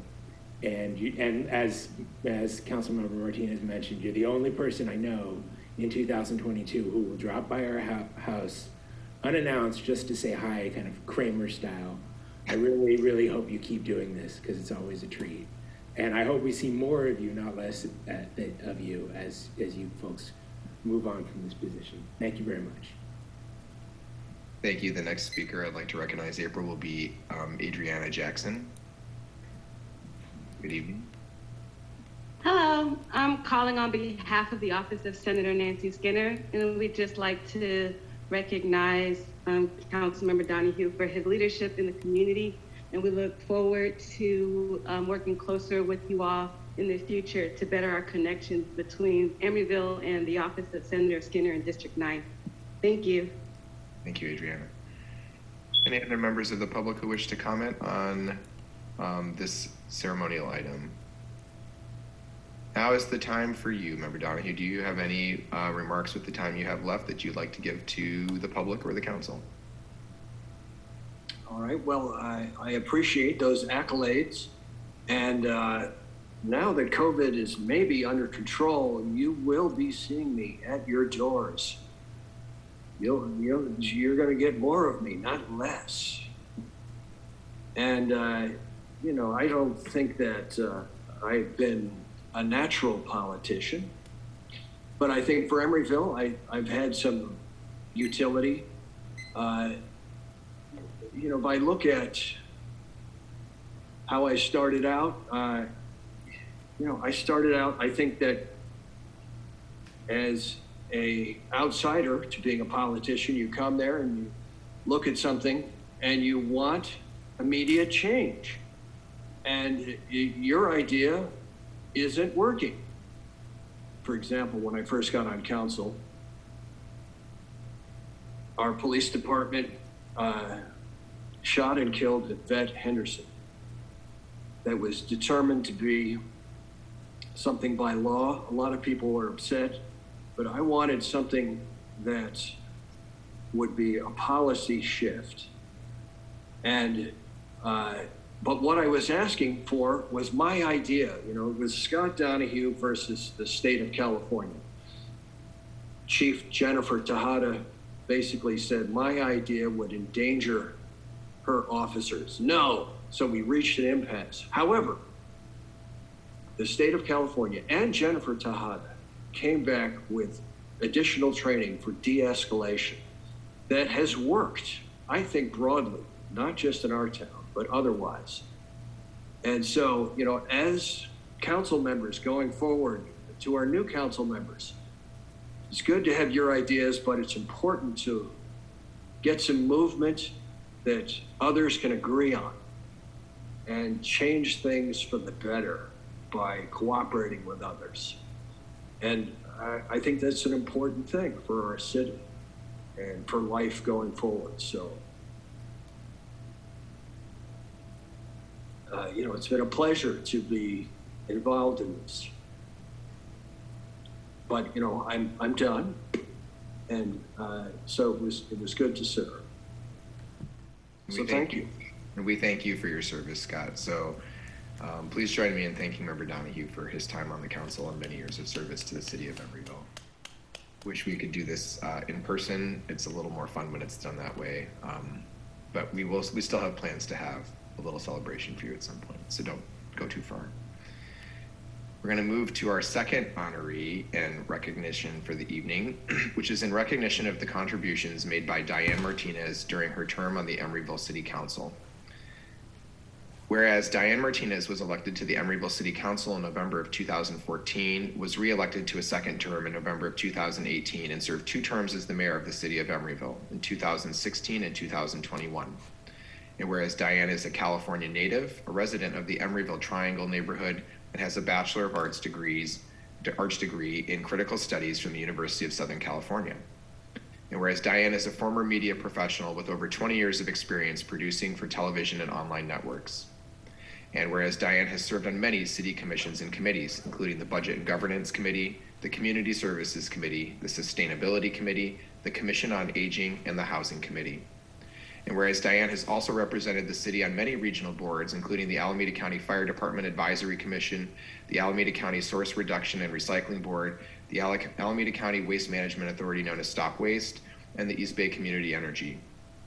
And whereas Diane has been a strong voice for lower income and working people during her time on the city council, supporting the passage of Emeryville's historic minimum wage ordinance in 2015 and championing the Emeryville Fair Workweek ordinance in 2016, which provided predictive scheduling, paid sick leave, and other employee protections for our local workers. And whereas during her tenure, Diane helped craft Emeryville's landlord-tenant protection and just cause eviction ordinance, while concurrently ensuring that this city was a regional leader on housing production, with 1,248 units of housing being approved and permitted during her tenure, and 371 of those being affordable to lower-income households, 30% of all of that was produced. And whereas Diane has been a champion for sustainable energy, recycling, and waste reduction in her time on council, serving as the resident expert here on these programs as the board chair of East Bay Community Energy from June 2021 to December of 2022. Now, therefore, be it resolved that on behalf of the City Council of Emeryville, the residents of Emeryville, the business community, and the staff of the City of Emeryville, the mayor hereby does recognize Diane Martinez for her contributions to the City of Emeryville and wishes her all the very best in her future endeavors. Proclaimed on this 12th day of December of 2022 at a special City Council meeting by the Mayor of Emeryville. And council members who would like to begin. Actually wait. Please wait. I have a special guest who is going to assist in my ceremonial item. So we have one more person joining us for the ceremonial item. And I don't know if it allows me to, yes it does. I would like to welcome, as was already introduced, the significant other of Councilmember Martinez. Tim Byron, you are on mute. You're on mute. And you are welcome, Tim, to continue the ceremonial item. Thank you, Mayor Bowders. Got a little helper here that is being shy, but my name is Tim Byron. I am Councilmember Martinez's significant other, which is a role I've had since 1998. I've also known Miss Martinez. I'm just going to call her Diane. I've known Diane since 1991 when we met each other in high school. Diane, if you went back to our high school and told our classmates that you'd be mayor twice, I think they'd be surprised. Not because you wouldn't be good at it, but because you were too good for it. You were too genuine. You were never a baby kisser. You're never a people pleaser. You didn't care what people thought of you. For the benefit of the council and the public, Diane wore Doc Martens. She dyed her hair and she went to cool music shows. She's the only person I know who has seen Nirvana, the Ramones, Prince, and Beyonce in concert. And now she can say she's a former two-term mayor who's seen those bands. But she won't, because that's not who she is. I mean, Diane could start every sentence with, as the child of two immigrants who sought political asylum in the US. And maybe she should, because it's true, and it's often relevant, but she doesn't. Diane, I think you could easily take up all the air in the room, but you never do. You let people tell your story, you listen, and I think that's made you a great councilman person. I think the fact that you've served the city for 8 years is particularly impressive given how and where we grew up. We grew up in a city, Los Angeles, of 3 million people, where true civic engagement really seemed out of reach. Everything was just too big. Our high school had 3,000 kids. We didn't know anyone in politics. We didn't have an in. But in 2010, we moved to Emeryville, and a few years later, you saw an opportunity to meaningfully engage and make a difference. And for the last decade, you did. And I know how proud you are to be a leading voice in Emeryville's living wage and fair work week requirements, and as well as your work on the boards of the East Bay Community Energy and Stop Waste. I am too, even though I don't get all the specifics. But it was really fun to watch you become an expert on energy policy and garbage. No one has the passion for trash that you have. I already mentioned Scott, but I just want to mention, I think you guys were an excellent slate in 2014, and I'm so proud to have gotten to meet Scott and the rest of the city council during that time.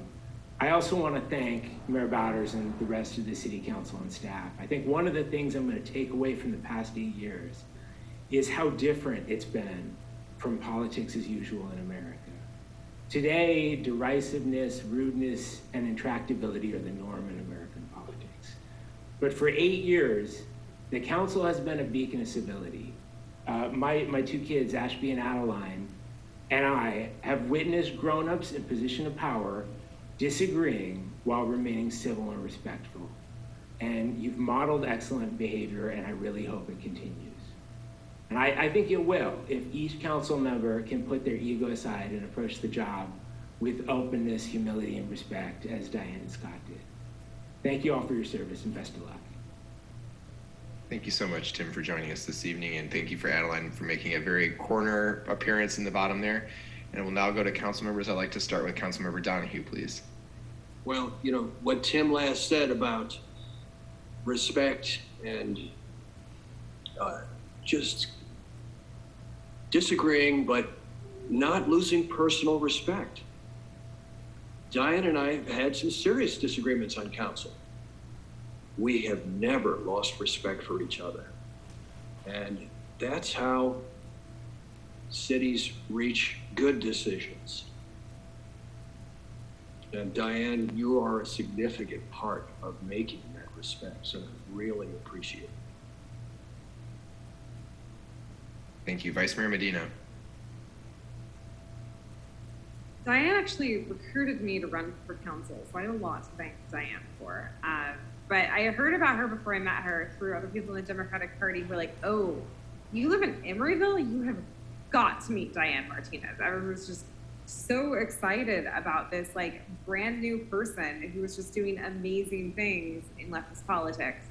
And I was introduced to Diane as like, this is the person who is making serious moves on labor policy and showing how a little city can really instill progressive values that shame some of its much larger neighbors. I was really tired of working in San Francisco politics, and meeting Diane and hearing about this vision for getting involved in the small city and being able to implement my values in that way was just so attractive to me. And she embodied being a pragmatic progressive in a way that I think is rare and unique and very important. She has, I think, strong values, but also is like really detail oriented with policy. Anyone who has met Diane knows that she gets her hands dirty in the most literal way by sifting through the trash of children and making sure it's properly sorted. And has somehow gotten me to do this too. She's like a composting evangelist. And so while we are going to sorely be missing her off city council, I can almost guarantee she'll have her hands in the compost bins near you all around Emeryville. Thank you, Member Welch. So similar to Vice Mayor Medina, Diane and I had seemed to have crossed paths for years in the Democratic Party, but never officially met. And then I remember emailing her to try to see if we could set up a meeting. And I'm like, oh, is this the same Diane Martinez that like we all know? I'm like, oh, this is great. I kind of already know her. And Diane, your energy is just so bright and lively and amazing. And I'm, it's been amazing serving with you on Community Services Committee, and just the way you think about how can we be at best service to our residents. And you speak from experience, obviously, and you bring that experience. Like, this is what I've heard people need. This is what I've heard people like. And that's a true testament to your ability just to easily engage with people and really hear them and really listen to them.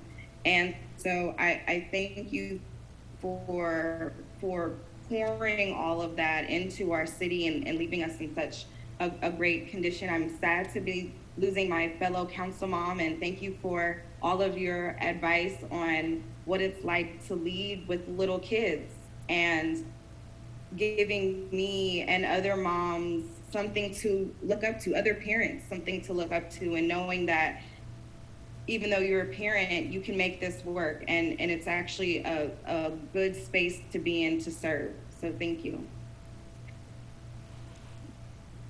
So it's my turn. This is really hard for me. Diane, you are the standard bearer in my mind. You are the standard bearer for what a public servant should be. And I know I got to preview some of this recently last week, but I really think that you're a gift, not just to the city council or to the city, but you really are a gift. Your husband is speaking to that. Your children speak to that. Your neighbors speak to that. Thousands of workers who are in this city who don't know you are better in life because of you. And you took on a lot of people who didn't want to do those things because you're a gift. And we were political opponents in 2014, and a lot of people don't know that. And a lot of people have tried to use the fact that we were opponents to somehow think that we were going to never be friends, and we've become very, very good friends. And you have been my riding side with me at the budget committee for 6 straight years, and we have survived a recession. We have survived attempted layoffs. We have survived COVID without putting a dent in what we were doing financially for this town, what we were trying to build for the staff in this community. We've been through 4 ballot measures together over, these things and the fiscal planning of it. And you have always, without any hesitation or shred of doubt, always put the community first. And I don't think, as your husband, I think, really appropriately said, I don't think people see it because there's nothing boisterous or flamboyant about how you do it. But for anybody who's listening tonight who doesn't know you, for those of us who are up close to the work, you have really just been this anchor for the city in the way you've led. And I'm a better person for having known you and worked alongside you, and this whole city and the people who live and work here are all in a better place in this community because you've offered your time to serve us. So thank you so much. Now will be the time for public comment. So a member of the public who wishes to speak to the last moments of Diane Martinez as a council member here with us tonight will get 1 minute to do so. And I would like to first recognize Chief West, please. All right.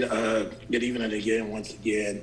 I'd like to say to Councilmember Martinez, I met her in my early career in the city of Emeryville when I came in as an engineer. And Councilmember Martinez and Mayor Bottles have been one of the two that have supported everything that I had a vision for the city of Emeryville. And I can't say how much that I appreciate that.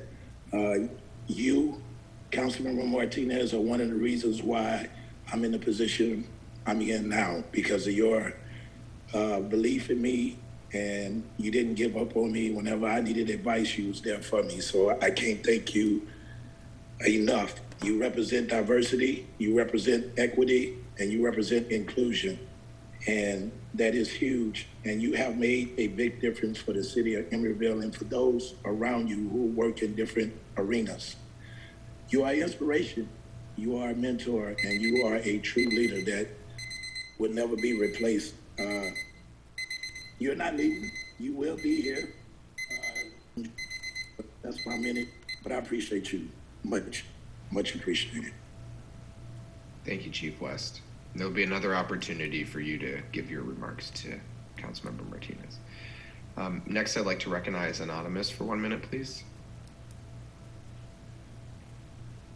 I would like to thank Councilmember Martinez, Councilmember Martinez, for the work that she did on the Fair Work Week ordinance and helping bring that to fruition, that she seemed to take the leadership role in that. And so that's much appreciated. And also for the work that she did on Measure C, the affordable housing ordinance that we passed, the work that she, that she supported that, and that's really ended up being helpful for the city of Emeryville. So there's two things I would like to thank Councilmember Martinez for.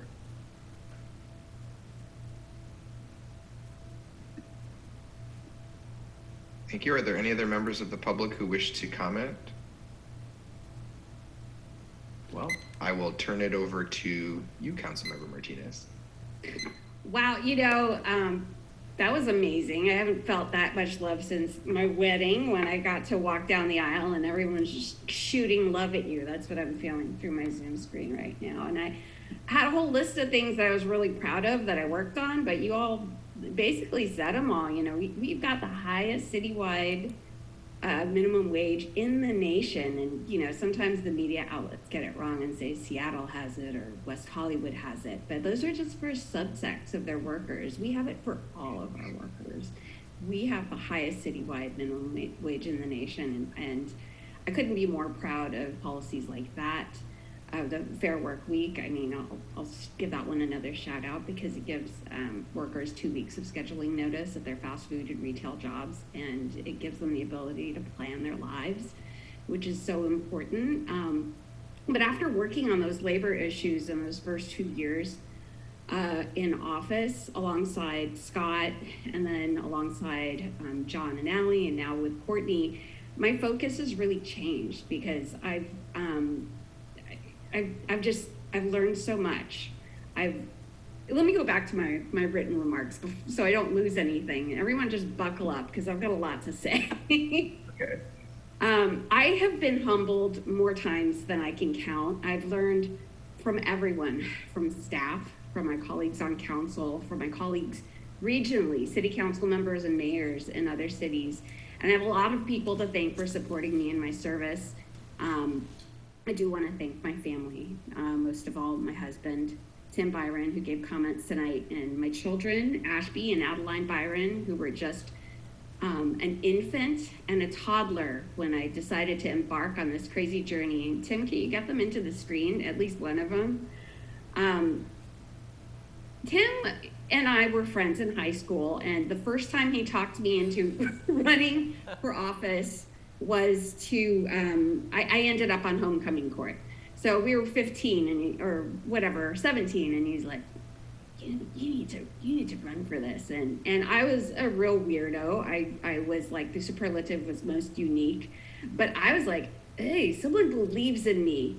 I printed up the flyers and I was out there, campaigning at lunchtime, just because my husband, he's now my husband, he believed in me. And so it's his fault that I'm on city council now, in a roundabout way. He was the one who was always telling me when there were openings on local bodies like school board. And then for some reason, when he mentioned that Jennifer West was not running for her seat in 2014, I decided, even though I had a tiny baby and a very needy toddler who had been a preemie at the time, and a full-time job and a family, I was like, now's the time. This is the year of yes. So I have them to thank. I also want to thank my mom, Rosalind Martinez, who, whenever she is here in my household, she is the stalwart third parent. And Scott actually is the one who highlighted for me that I would not have been able to do this service if it were not for my mother. And then finally in my family, I'd like to thank my dad, David, also known as Danny Martinez, for always teaching me to look out for the underdog. So let me round back to the views that I said I've changed over the years. Since I've been in office, housing prices, they started high, but prices exploded. Rents went up. The number of unhoused members in our community has expanded. You saw in our housing element discussion tonight that at our last count, we had 91 unhoused members of our community. Those are our neighbors here in Emeryville. And I came from a place from sitting on the sidelines and advocating for slow and careful growth to wanting more. I want to see more of our neighbors housed. I want to see more opportunity for local business to thrive. I want to see more people walking, biking, and scooting and riding the bus in our town and the train. I want more equity. I want more justice. I want more safety. And there are some things that I want less of now. I want less traffic violence. I want less of my friends and my children's friends pushed to the experts, to other states, to other countries. I want shorter commute times for our workers and residents, and I want less air pollution. Everything on my laundry list can be addressed by solving for the bottom line needs of working families, specifically by creating a community where they can afford to live where they work. We've done part of the job with our labor standards and our tenant protections, but we also must create opportunities for housing at all levels of affordability, because in case you didn't know, market rate housing subsidizes affordable housing. And when we can't house our middle class, they put downward pressure on working class families competing for those same units. And as our friends at UC Berkeley's Turner Center for Housing Innovation have told us, housing crisis means that our state is at risk of losing these essential workers. And when I say essential workers, I'm including teachers and nurses.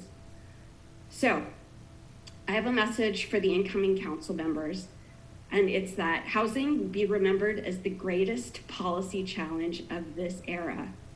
Please do your homework and rely on our top tier staff to guide you through any decisions that have to do with housing.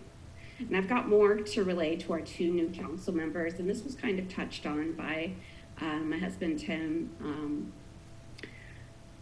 I want to say congratulations on your victory. And I also want to thank everyone else who ran for Emeryville City Council. I'm sure you all learned that campaigning is no small feat. And for the two of you that won, Kalima and David, serving will be no small feat either. And I thank you both very sincerely for stepping up.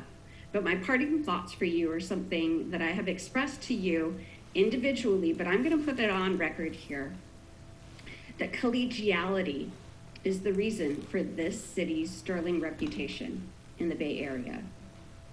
And we have been forward thinking in our progressive policies. We're able to move fast and cut through the bullshit in order to make meaningful change in the lives of the people who work and live in Emeryville.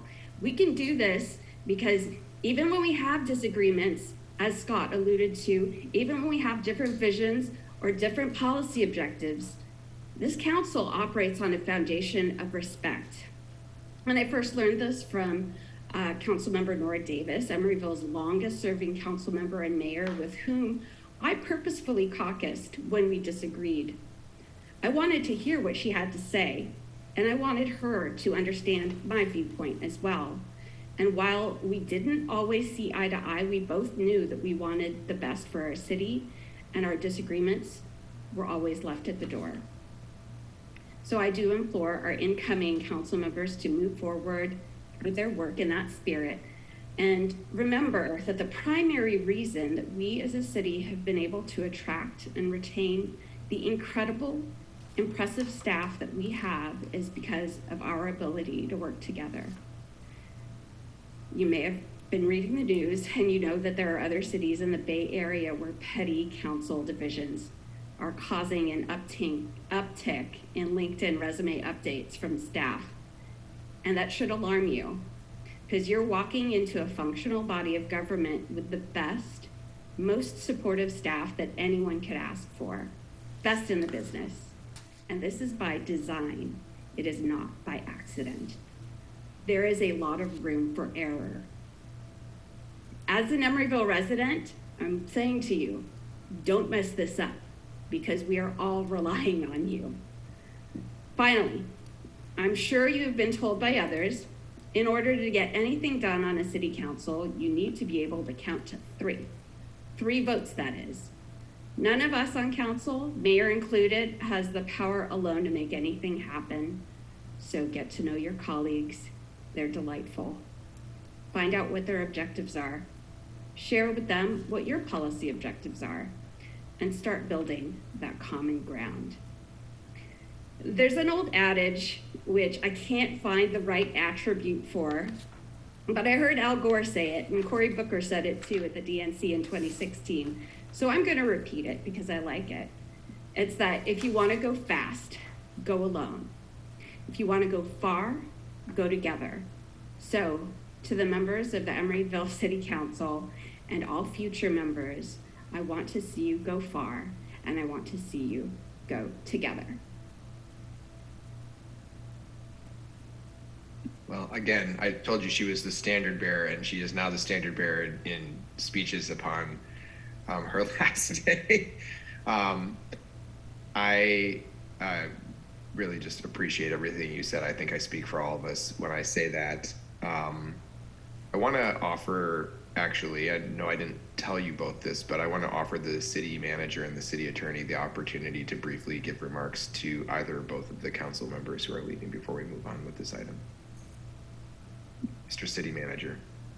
Thank you, Mr. Mayor. I'll save my comments for in private. I'd like to talk to both of them offline here, but congratulations, and I'm very inspired by all the remarks tonight. Thank you. You're welcome. Mr. Kennedy, do you have anything you'd like to say tonight? Sure, absolutely. So I just want to say those were both very moving speeches to begin with. But, you know, I came from San Francisco. I came from a very politically charged environment. I loved the work there. I loved the city. But I think one of the key reasons why I left was because of the collegiality of the city council and the fact that everyone spoke very highly of the city council and the work that you did, cutting edge policy, you know, out there for your residents. But again, you did it collectively as a cohesive body. And I just really appreciated that. And that was part of the reason why I, you know, put my hat in the ring for consideration, because you all have a very stellar reputation. And that has been completely my experience so far in working for the city of Emeryville. Thank you, Mr. Kennedy. I recognize that there's a hand that is up who is a speaker who didn't speak already. So April, I would like to recognize Yolanda Harris for 1 minute on this item, please.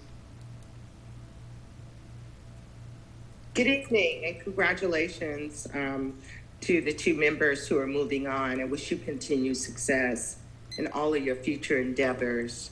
And I just want to say that I just noticed the compliments and the accolades from your team members and your family.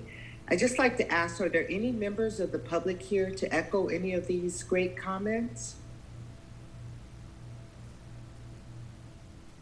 Any constituents that you've worked with over the years to maybe echo some of these great comments I've heard? This is public comment. This is not a discussion item. So if you'd like to comment, you have the rest of your minute. Thank you. You're welcome. Thank you.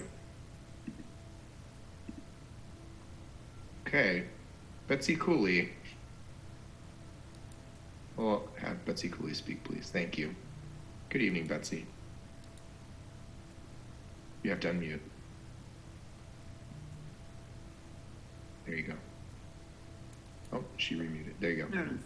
I would like to echo everything that was said. I've been sitting here thinking, what could I say? I mean, I've known Scott for many years from the Bike Keg Committee, got to know Diane when she and Scott ran together, and I really very much appreciated everything that you've had to do, and I think you are both lovely people, great deal of integrity.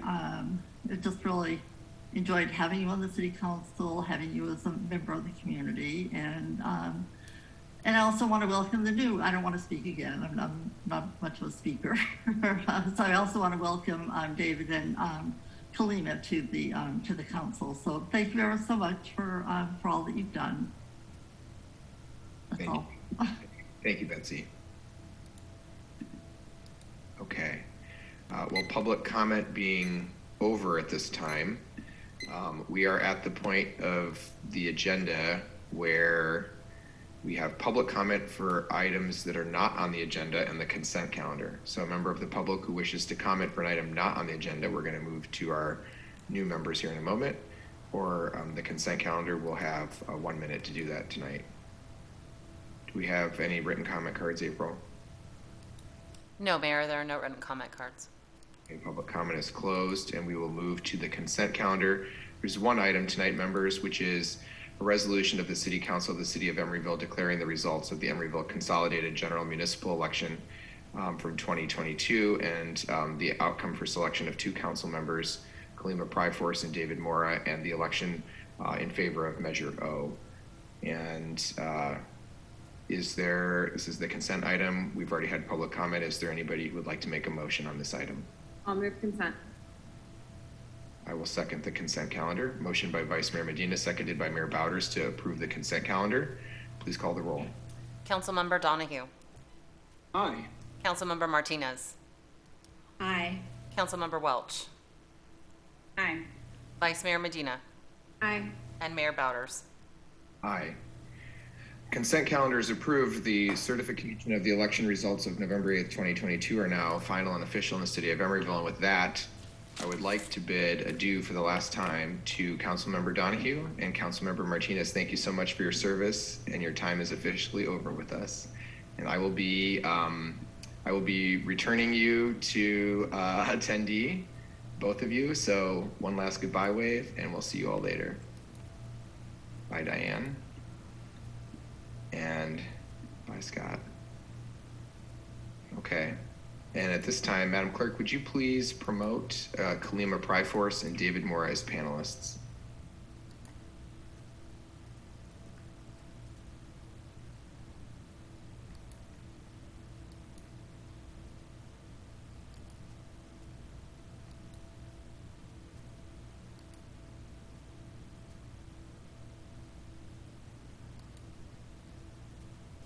There's David. And there's Kalima. And look at them. They got matching headsets and everything. Love it. All right. Okay, so we are now at agenda item number 8. 8.1 is the installation of the elected officials and the administration of the oath of office to the 2 newly elected council members. And I would like to ask to turn over, we're going to do this in 2 pieces. We have different folks to do the swearing in for each of them. I believe, Ms. Richardson, you will be swearing in David Mora, please. Thank you, Mayor. Yes. So, David, if you could raise your right hand and repeat after me, and I believe you're on mute. Perfect. I state your name, do so solemnly swear or affirm that I will support and defend the Constitution of the United States and the Constitution of the State of California against all enemies, foreign and domestic. I, David Mora, do solemnly swear that I will support and defend the Constitution of the United States and the state of California against all enemies, foreign and domestic. That I bear true faith and allegiance to the Constitution of the United States and the Constitution of the State of California. That I bear true faith and allegiance to the Constitution of the United States and the Constitution of the State of California. That I take this obligation freely, without any mental reservation or purpose of evasion. That I take this obligation freely and without any mental reservation or purpose of evasion. And that I will well and faithfully discharge the duties upon which I'm about to enter as a council member for the city of Emeryville. And that I will well and faithfully discharge the duties upon which I am about to enter as a council member for the city of Emeryville. Thank you, Councilmember Mora. Thank you. Thank you. And I am going to be promoting Kathy Wright Lewis to the panel, who will be she's been deputized to give the administration of oath to Councilmember Pryforce. Hi, Kathy, can you unmute and join us? Good evening. Good evening. Good evening. Blessings from Brooklyn. Thanks for staying up late. Had to do it. Okay. Godson, Son of God, Kalima Pryforce, he who walks without fear. Your time to shine is here. Made of Brooklyn grit and a Haitian heart of gold. What true kings are made of, you've always been told. You are an indomitable force, an almighty son of the Most High, chosen to rise against all odds and thrive. You're a reflection of God's grace, universal wisdom, and supreme intelligence, an example of Black excellence. You are the lesson and the evidence of divinity in action, who has come to love and serve. We need you. Emeryville needs you. Thank you for answering your call. Please raise your right hand and take your oath of office. Repeat after me. I state your name. I, Kalima Pryforce, Do so solemnly swear or affirm do so solemnly swear or affirm that I will support and defend the Constitution of the United States and the Constitution of the State of California that I will support and defend the Constitution of the United States and the Constitution of the State of California against all enemies, foreign and domestic, against all enemies, foreign and domestic, that I bear true faith and allegiance to the Constitution of the United States that I will bear true faith and allegiance to the Constitution of the United States and the Constitution of the State of California, and the Constitution of the State of California, that I take this obligation freely without any mental reservation or purpose of evasion, that I take this obligation freely without any mental reservation or purpose of evasion, and that I will well and faithfully discharge the duties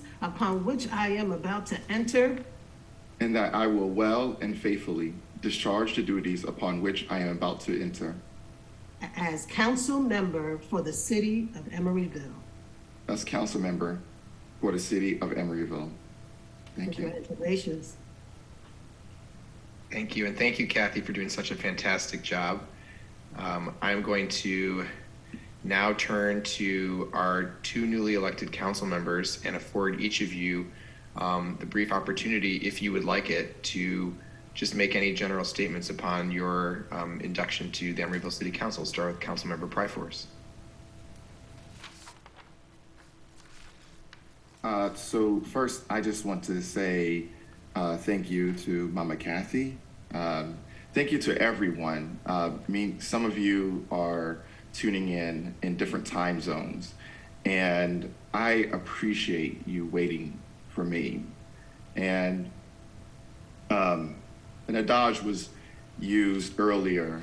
It's actually, it's considered an African proverb about going fast and going alone. And, you know, there's another adage that I want to share, which is from those who are also African, which is, and before I'd be a slave, I'd be buried in my grave and go home to my Lord and be free. And that freedom's not free.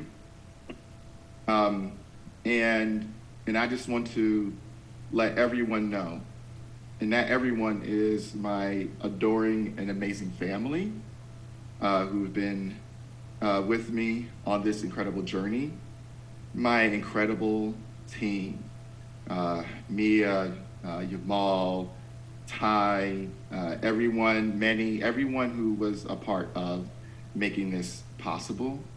I want to thank Lee. I want to thank the Mariah Group and Forward Promise. I'm actually supposed to be filling out some applications, helping reviewing applications, and they gave me some leeway because of all of this happening. And so I just want to thank everyone, my community, that freedom is not free, that it has a cost, and I just want everyone to know that cost will never be my soul, that it will never be my integrity, that the people have spoken, and I will always do my best to make sure and ensure that the people of Emeryville will always have a voice. So thank you. And I just want to thank all of the Black women who have helped me become the person that I am today. Thank you, Councilmember Pryforce. Councilmember Mora, is there anything that you'd like to say? Thank you.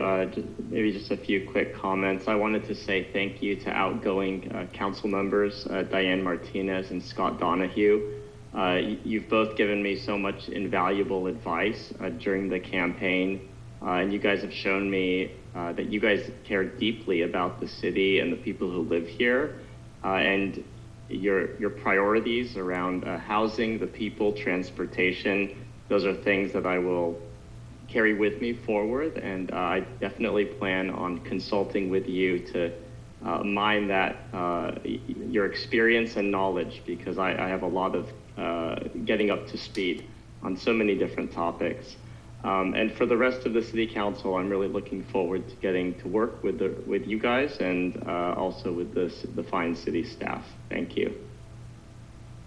Thank you as well. For this item, I will allow 1 minute of public comment as a ceremonial item. If a member of the public wishes to make a comment, we have a 1 minute clock for those items. You can use the raise hand feature now. I'd like to first recognize Jonathan Cadle, please. Good evening. Good evening, and thank you for the recognition.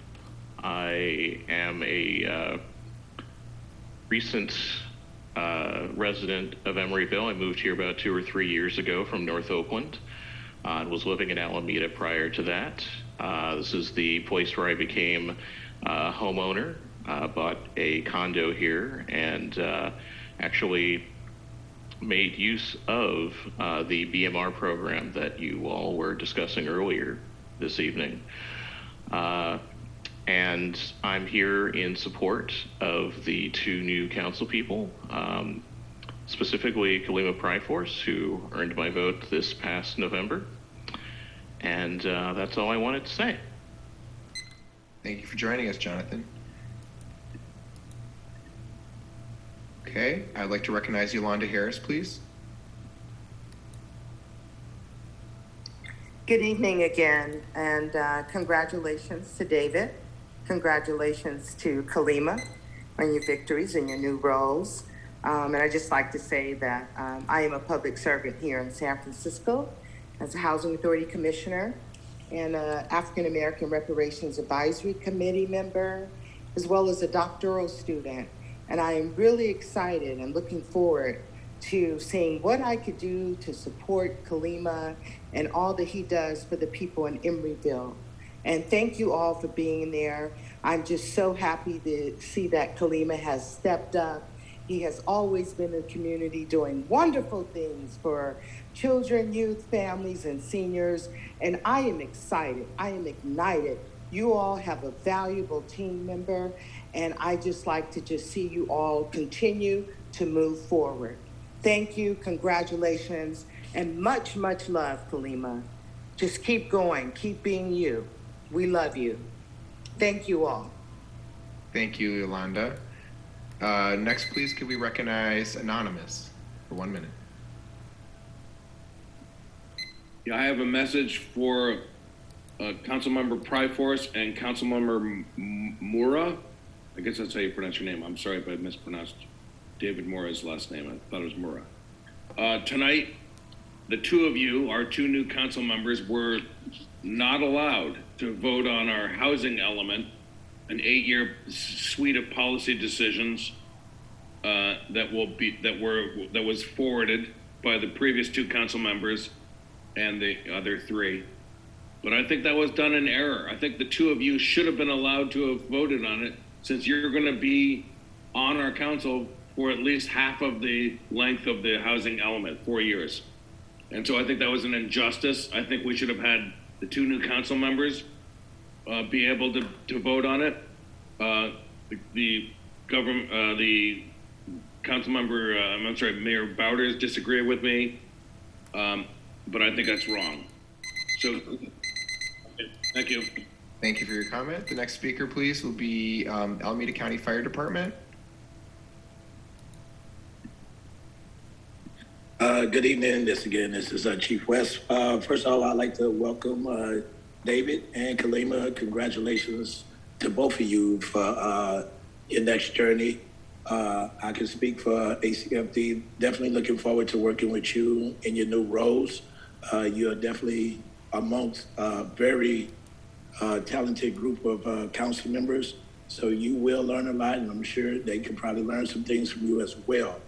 Just remember, everyone is a team, and with team together, everyone achieves more. So we all work together to get to that yes common theme. So looking forward to working with you all. So welcome.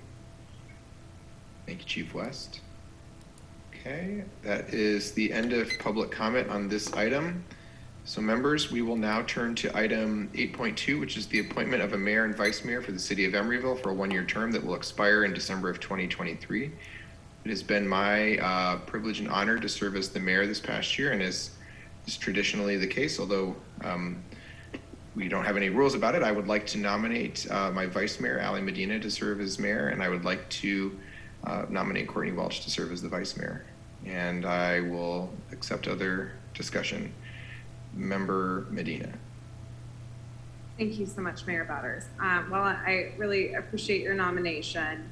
And, I accept that sometimes we rotate, sometimes we don't on this body. We actually don't have particular rules governing it. It's up to the council's discretion. I've thought long and hard about what it'd be to be mayor again this year. I've done it before. It is a ton of work. I think anyone who looks at the body of work that you put forth for the last 2 years knows how labor intensive it is to be the mayor of this community. And you can bring so much to it. My decision is that I do not have the capacity with my professional life right now to also serve as mayor and take on those responsibilities in addition to council member this year. And for that reason, moving into a really important budget cycle, to be able to spend the funds that we raised passing Measure O, to be able to keep our housing element on track, I would like to substitute nominate Mayor Bowders to continue another term as mayor and nominate Courtney to serve as vice mayor. Okay. Member Welch. Well, first, thank you both for your nomination. I accept your nomination for vice mayor, and I just want to mention to Vice Mayor Medina, I understand exactly where you're coming from. Capacity, most folks might not know, or folks who aren't that familiar don't know that all of us work full-time jobs in addition to serving on the council. All of us have outside responsibilities, family responsibilities, and knowing your capacity to serve is very wise and self-aware. And so I appreciate you just having that just transparency and bravery to say that publicly. And so with that, I would also second the nomination for Mayor Bowders to serve as mayor this upcoming year as well. Thank you. Councilmember Mora.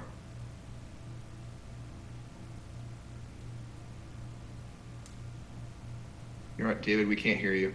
You're on mute, David. Apologies. Councilmember Welch beat me to it. I was going to second the motion, so that's fine. We can proceed with the vote. Okay. I'm going to call for public comment before we discuss. Members of the public who wish to comment on this item will get, this is a ceremonial item, technically 1 minute to discuss. Please recognize Anonymous for 1 minute. I think you should nominate somebody other than Mr. Bowders, because I think it's unseemly to have an Emeryville mayor serve back-to-back terms. It's never happened in our history, and it seems like a okay, Councilmember Medina is laughing about that. We haven't had back-to-back mayors like this with this. No, I don't. No, she's okay. She's wrong. Haven't had back-to-back mayors like it. I think it's unseemly. I don't think we should have this. You know, unless the people vote, I don't think we should have the mayor be twice in a row.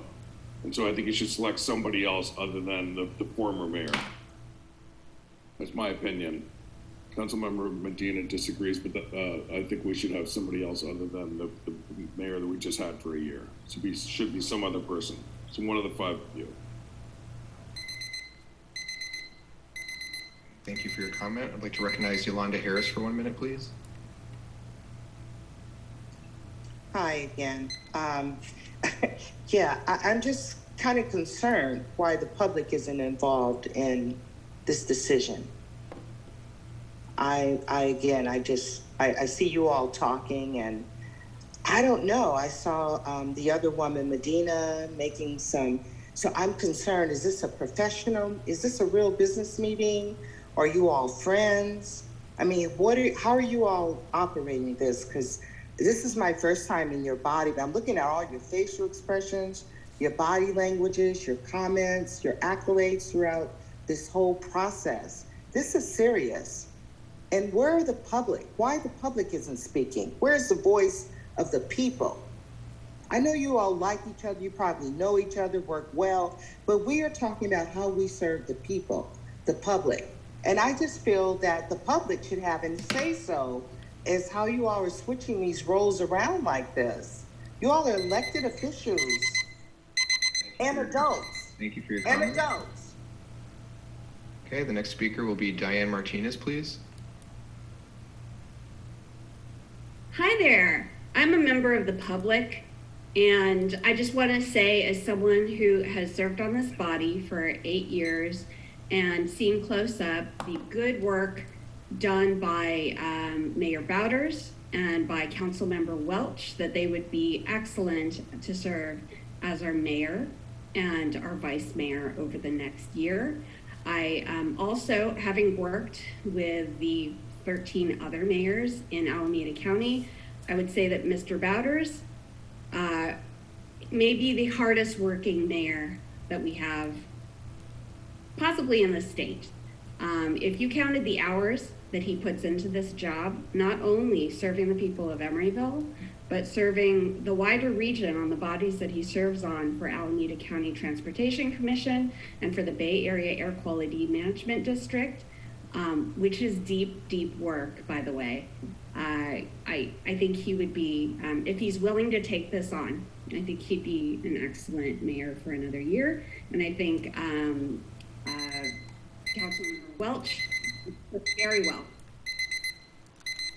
Okay, thank you. The next commenter, please, will be Betsy Cooley. I would like to say that as a community member, I've lived in Emeryville for 35 years, and we've had a rotating mayor for the entire time I've been here, but it's not everybody. Sometimes people speak of it as it's exactly a rotating mayor, just as like there are no exceptions, but there have always been exceptions over the years, depending on, certain circumstances. And right now, there are 3 people who have experience working on the city council, and Allie is not able to do it this year. Courtney is new to the council, is going to be vice mayor, and David and Kalima are both new to the council. I personally think that to serve as mayor, you need to have some background in actually working with the city and learning how things, operate. And so to me, it makes sense if John is able to. And I know John, I've known John for many years. So, I mean, this is not something that I'm saying just out of loyalty because he's a friend of mine. I agree with everything Diane Martinez said, and I think it makes sense for that to happen. Thank you for your comment. The next speaker, please, will be the phone number ending in 4058. I would like to say I agree. I'd like to see Courtney as the vice mayor and John as the mayor again.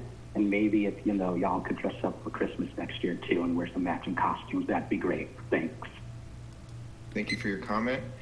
Ms. Harris, I see your hand raised. There's one opportunity per item to speak on public comment. We don't return to commenters in the same item. So is there any other member of the public who has not spoken that would like to speak on the item? Okay, seeing none, the comment period is now over and we'll turn to discussion. Member Welch. I just wanted to point out, as Vice Mayor Medina did starting out, the rotation isn't a rotation, it's actually a selection. We select the mayor and vice mayor. The rotation is not set in stone, and that's in our city charter, as Vice Mayor Medina mentioned in her statement. So if you're unfamiliar with Emeryville or our charter, you can feel free to look it up and you will see that is a selection of the council members. The public did get a vote when they elected us. So the selection of the mayor and the vice mayor is on the council, who have been selected by the public to do so. Thank you, Mayor Bowders. Thank you. Are there other members who wish to discuss? I heard a nomination and I want to just respond to it in a couple ways. Being a city council member has been a very significant privilege for me. And having the opportunity to serve this past year as mayor has been a very significant privilege as well. The duties of the mayor depend on what you choose to make of it.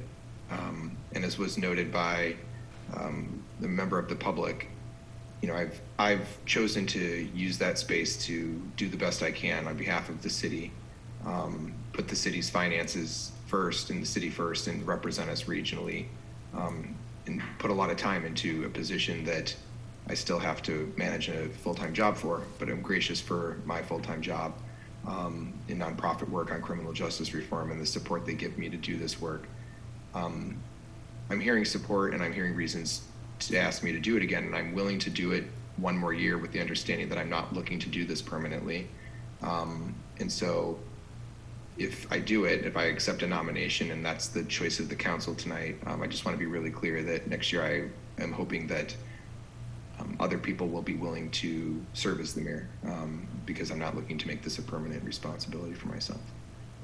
So I've heard a nomination. I want to just invite additional discussion after I've given my comments on that, and if not, I'll entertain a motion.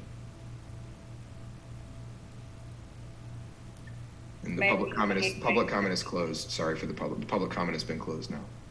Go ahead, Member Welch. Freckles has his hand up. You missed him. Who did?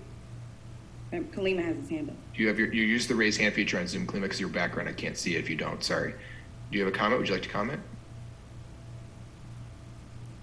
So if people who are upset, right? Like I'm seeing, like I'm getting tons of messages.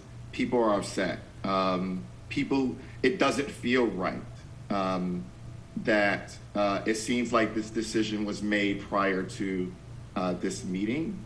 that that there's, how long do I have? How long? There's no time limit, but if you go on, it becomes a question for the council whether to curtail debate. Gotcha. Okay. So as an educator and as a parent, when you teach a kid baseball, you tell them, okay, you know what, you're going to swing, 3 strikes, you're out, right? And if that kid holds on to the bat, then you go, no, that's not right. You have to give other people a chance to play, right? That's the difference between a play and game. Right? That you can play all you want, but games involve other people when you play with others. And that is also the difference between morals and ethics. And so morally, you want to be able to teach your kid to be able to give up the bat, for them to be able to say, you know what, yeah, it's not fair. Yeah, let me give somebody else a chance. Ethically, right? And there's 2 types of ethics. There's regulated ethics, that which we have in on our books, and then it's just ethics when it comes to people. That ethically, that the person is thinking about other people and going, well, you know what? Yeah, for the good of the group, this doesn't feel right. And so I'm going to let someone else get a chance. And to be able to have that kind of, David and I actually spoke about this last night. And this is what you're going to expect from me. Pretty much what I say in public, I'll say in private. That this outsized influence. And it's easy to have an outside influence when you're white, you're a male, middle class, and you've had the kind of history with city government that you have, John. So this is nothing against you personally. It's just that morally something's not kicking in where you say, you know what, nah, this is not for me. And you know what, maybe I need to talk about this amongst everyone and let them know, you know what, this doesn't feel right for me, right? And that's something that I have not heard you say. Ethically, that for the good of the group, that this is something that people will go, well, you know what, when they elect us city council members, they elect us assuming once they understand how things work in Emeryville, that there's something that rotates. And David and I, you and I, last night spoke about changing things where that the city of Emeryville can actually elect their mayor. But until then, my buddy in Albany said that they also rotate, but they rotate and it's planned. It's planned sometimes years in advance, so he knows exactly when he becomes a mayor. You know, and that's something that we also don't do. Now, in Emeryville's history, from what I know of, there have been times when people have been skipped because of politics and how things, how the relationships of people on city council. And so there have been times that people have skipped, and there are times when people actually have, as a correction, have served more than once. From my knowledge, that could be corrected. But when it comes down to it, how do the people feel? And I've heard tonight, and from what I'm seeing from other people, that collegiality is important. I think that even the way that I'm speaking to you all right now, I would never insult you or do anything like none of that needs to be there. No violence or any of that there. Although I do question why the emphasis of collegiality is happening as a black man is being elected in city council. But when it comes down to it, how we govern has to reflect what the people want. And so I agree with what Yolanda has said, where if there was any talk or decision about, well, you know what, maybe this may not land well for the people of Emeryville, let's have a town hall. Let's have some sort of discussion. Let's actually talk and engage with people and see how they think and feel. Now, if Allie doesn't want it, okay. If Courtney doesn't want it, okay. Well, then I totally get that.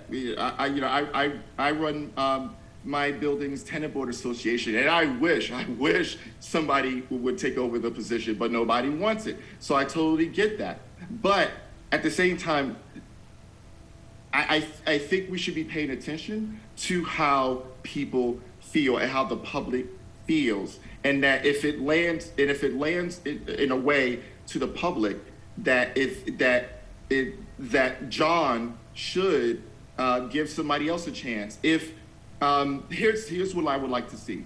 I would like to see either Ally, but especially Courtney, since Courtney's never hasn't been mayor before, that John, that you be vice mayor and you support Courtney.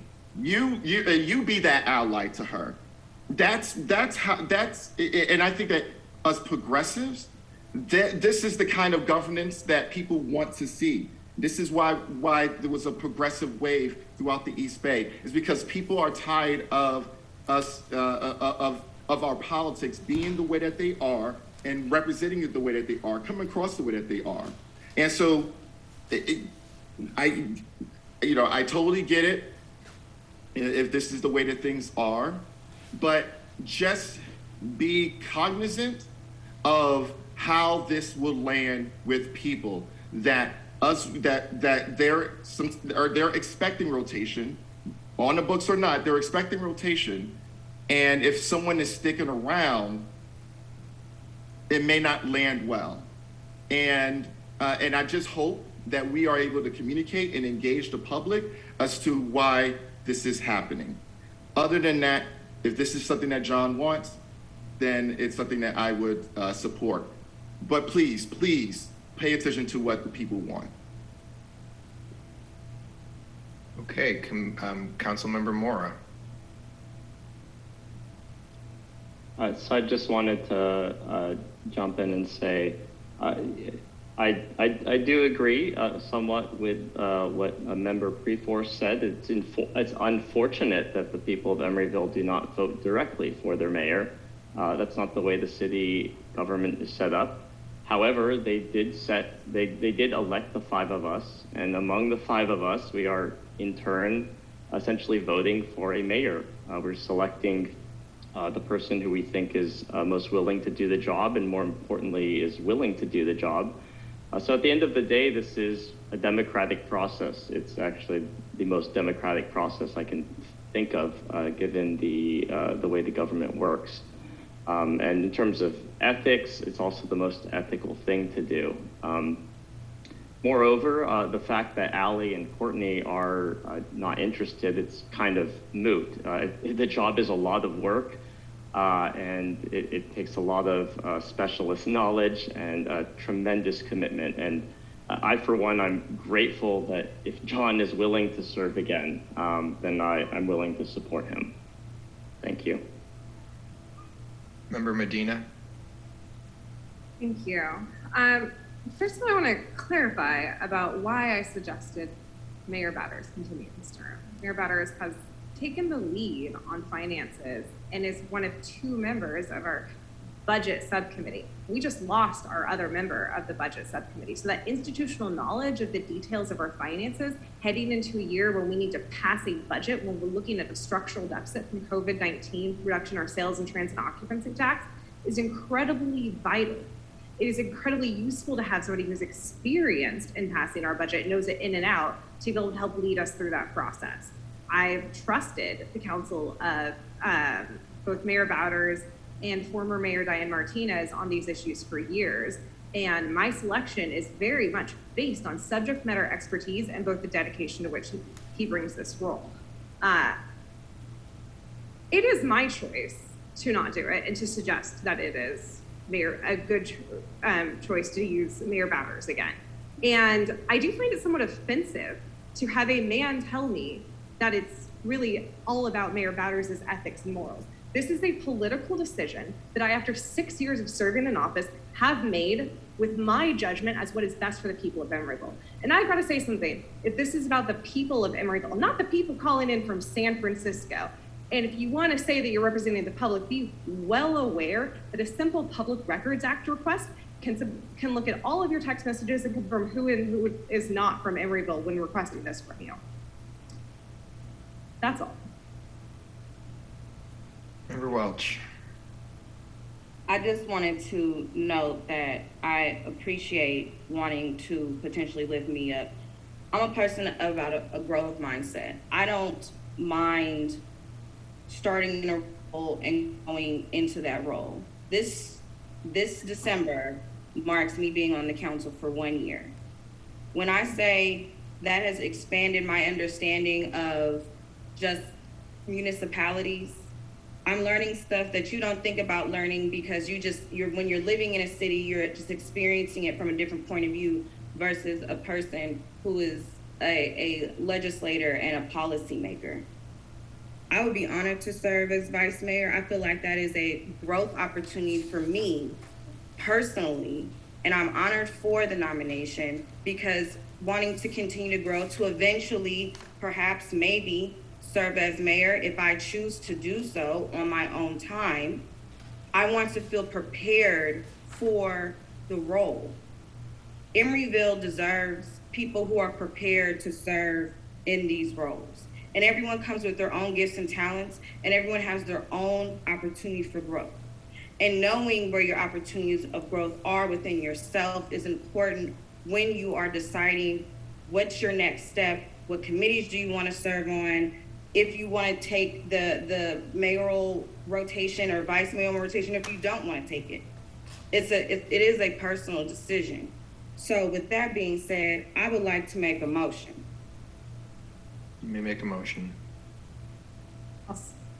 What's your motion? I would like to make a motion to select me as vice mayor and John Bowders as mayor for a 1-year term expiring December 2023.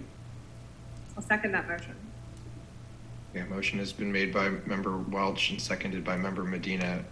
Is there any discussion further on this motion or substitute motion? Seeing none, Madam Clerk, please call the roll. Councilmember Mora. Aye. Councilmember Pryforce. Aye. Councilmember Welch. Aye. Vice Mayor Medina. Aye. And Mayor Bowders. With the unanimous support of all you and your appreciation for your commitment to everybody and having this conversation, I will accept it and I will vote yes. Thank you. Okay. 8.3, Madam Clerk, is the administration of the oath to the mayor and the vice mayor.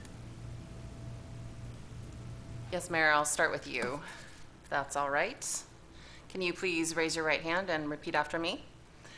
I state your name, do solemnly swear or affirm that I will support and defend the Constitution of the United States.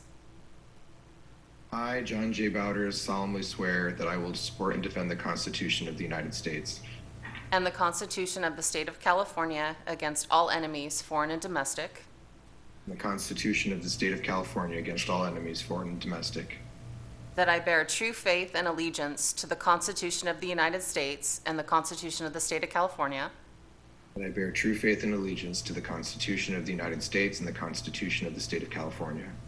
That I take this obligation freely, without any mental reservation or purpose of evasion. That I take this obligation freely, without any mental reservation or purpose of evasion. And that I will well and faithfully discharge the duties upon which I am about to enter as the mayor of the city of Emeryville.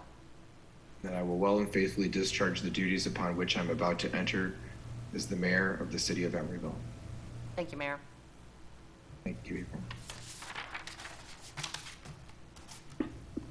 Okay, Vice Mayor Welch, can you please raise your hand and repeat after me?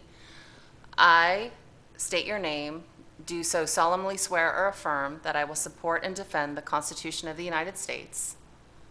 I, Courtney Welch, do solemnly swear that I will support and defend the Constitution of the United States and the Constitution of the State of California against all enemies, foreign and domestic.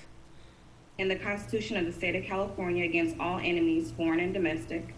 That I bear true faith and allegiance to the Constitution of the United States and the Constitution of the State of California. That I bear true faith and allegiance to the Constitution of the United States and the Constitution of the State of California. That I take this obligation freely, without any mental reservation or purpose of evasion. That I take this obligation freely, without any mental reservation or purpose of evasion. And that I will well and faithfully discharge the duties upon which I am about to enter as the Vice Mayor of the City of Emeryville. And that I will well and faithfully discharge the duties upon which I am about to enter as the Vice Mayor of the City of Emeryville. Thank you, Vice Mayor Welch. You. Congratulations, Madam Vice Mayor. Thank you, Mayor Bowers. We are now at the two action items we have this evening, members. Item 9.1 is the resolution of the City Council of the City of Emeryville appointing council members to the council committees for calendar year 2023 and adjusting and amending the local roster on boards. I have, April, did you have the access to the document that shows the current council member assignments? Do we have that to share? Yes, Mayor, I do. Let me pull that up for you.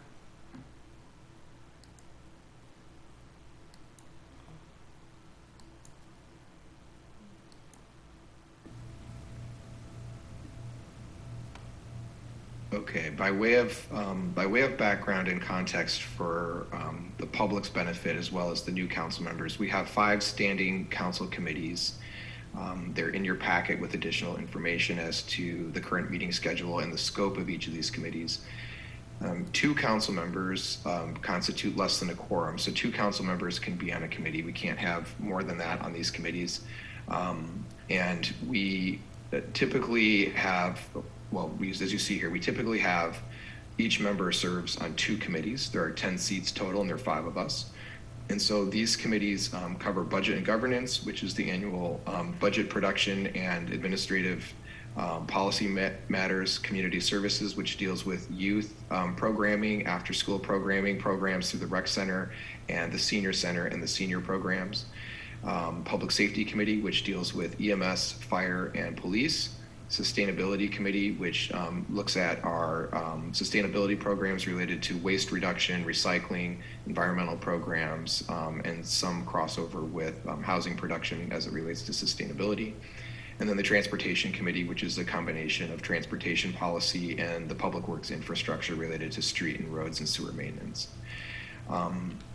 The practice in the city has been that we try to build 2 things. One is we try to build continuity in the role so that people can become learned in what it is that a committee area does. We don't ask the council members to become experts in everything that the city does, but it's really helpful to have council members build a knowledge base in 1 or 2 of these areas of the city's work. And the practice has been that when items that come from the committee come to the council, we tend to turn to those council members first to discuss what the committee's discussion was.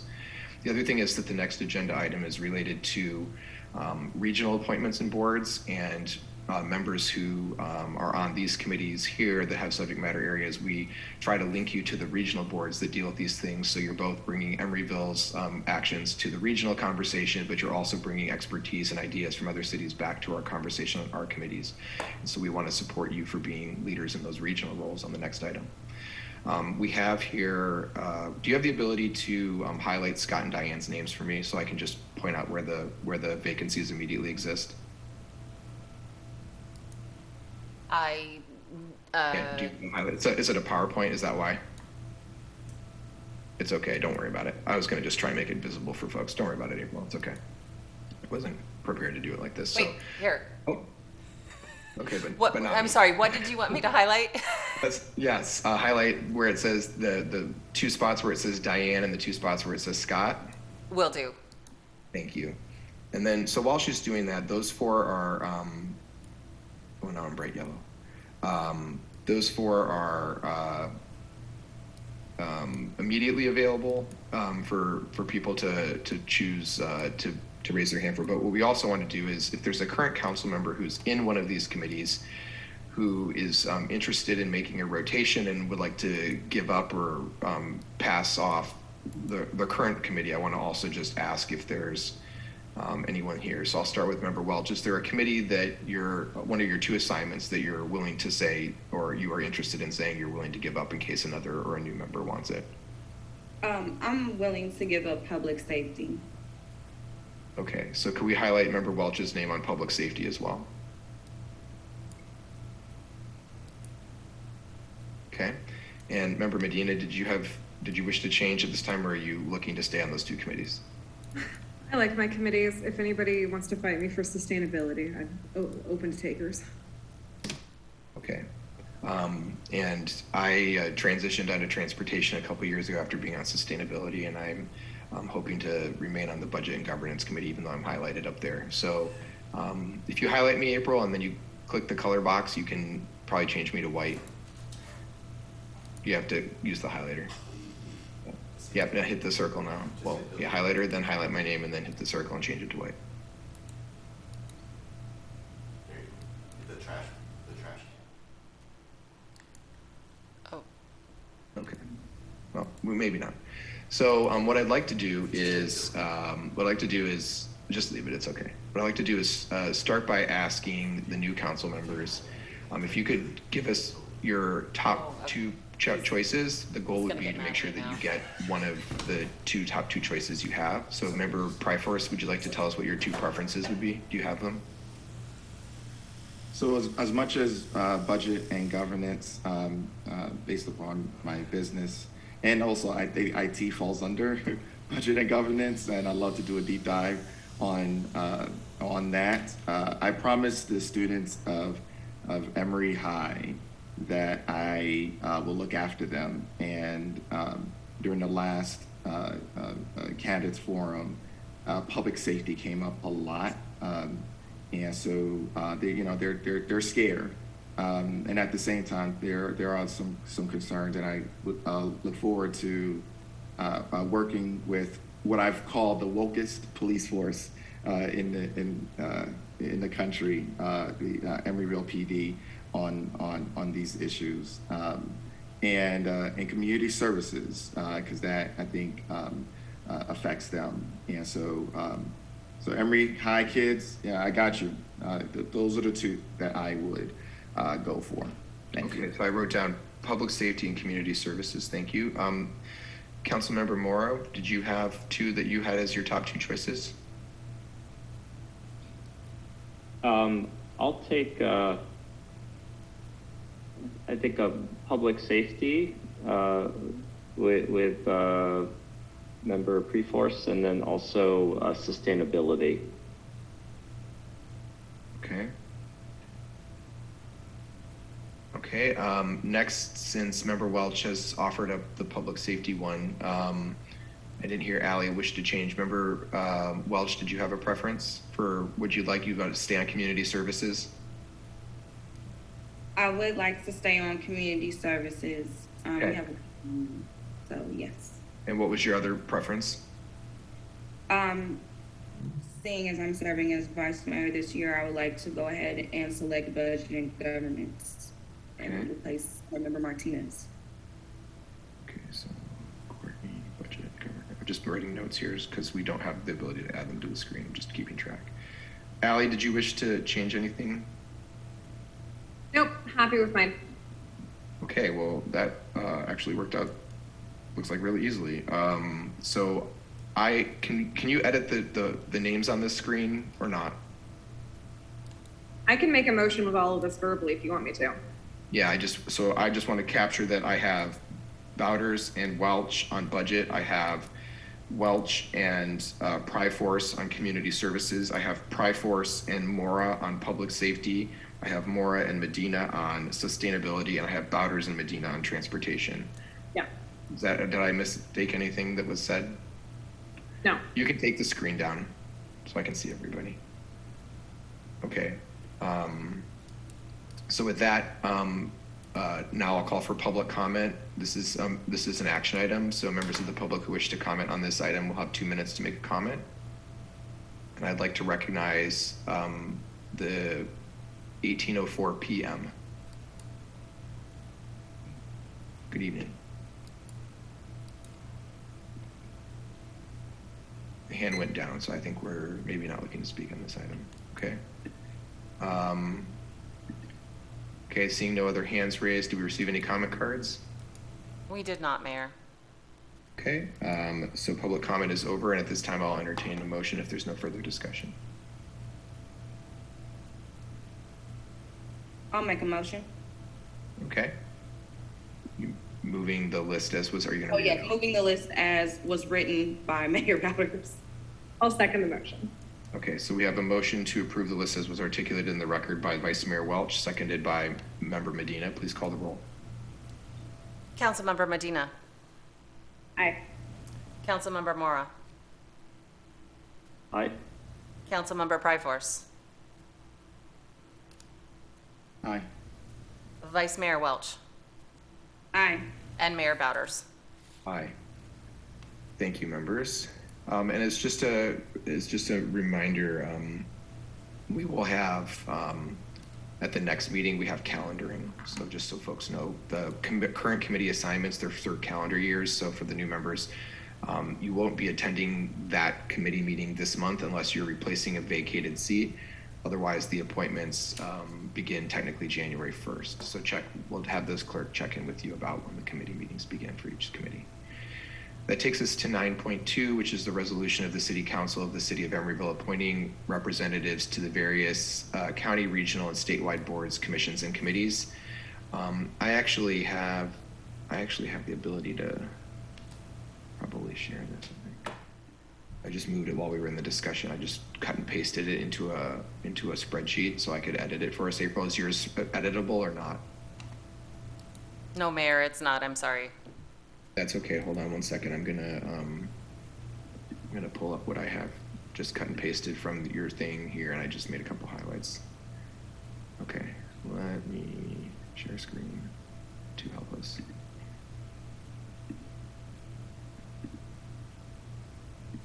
Okay, everyone can see this, correct? Yeah? Okay.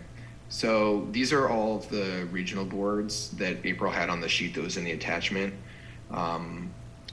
So what I just did here during the last comment period was highlight the names in red real quick, the boxes where members are no longer here. And I just wanted to go over the best ways that we've done this in the past, or we typically, again, just see if there's anybody looking to leave a position that they currently have. And if they are, then we will add it. I'll highlight it in red here so folks can see it. And then what we'd like to do is go through them. There's some on here near the bottom, just so everyone knows that it doesn't say on here. Oh, it does kind of in the right side of this column. It does indicate that these are longer term appointments, so they're more than 1 year. So some of these are 2 to 4 year appointments for members. So if you have a current assignment and you're looking to change or give it up for one reason or another, you can let us know now. And I see Member Medina has her hand up. I'm completely open to letting somebody new fill my seat on the Gilman Fields, East Bay Sports Field Recreation JPA. Okay.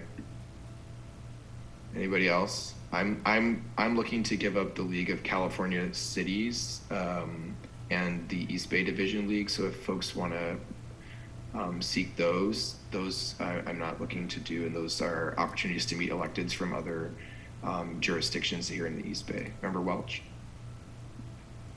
Mine goes on until 25, but as far as the Housing Authority, I would be willing to give that up. Okay, so the Housing Authority is up for discussion. Okay, and then you'll see here there are members, and in some cases there are alternates, and the alternates are, if the member can't go, we contact the alternate and we ask you to go in our stead. That can happen once or twice a year, and it's just what's available, and if you're available to go. And the idea is that as people move on, the alternates or the people who have been supporting it get the opportunity to generally move up here. So with those highlighted, let me begin, and I'll start on this one with Member Mora, since I started with Member Pryforce last time. Actually, let me do this. Let me actually help everybody with a couple things. First, the Emeryville Oakland JPA, this is the East Bay Bridge Shopping Center one, where if there was redevelopment of the shopping center, 5 Oakland City Council members and 4 Emeryville City Council members sit on a board together to decide this. 4 of us are on it. Allie is currently listed as the alternate. Is it acceptable? I'm going to just put members Pryforce and Mora here so that they're on with us.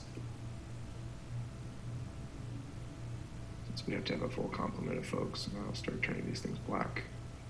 Let me just see if there's any other ones that are like super straightforward. Oh, Member Welch becomes the alternate to the Mayor's Conference. Okay. The Transit Interagency Liaison Committee is the members of the Transportation Committee. They have a quarterly meeting with AC Transit. Okay, so with that, Member Mora, do you have an interest in any of these regional boards that you'd like to express? And we'll just kind of track the names in the column before we decide.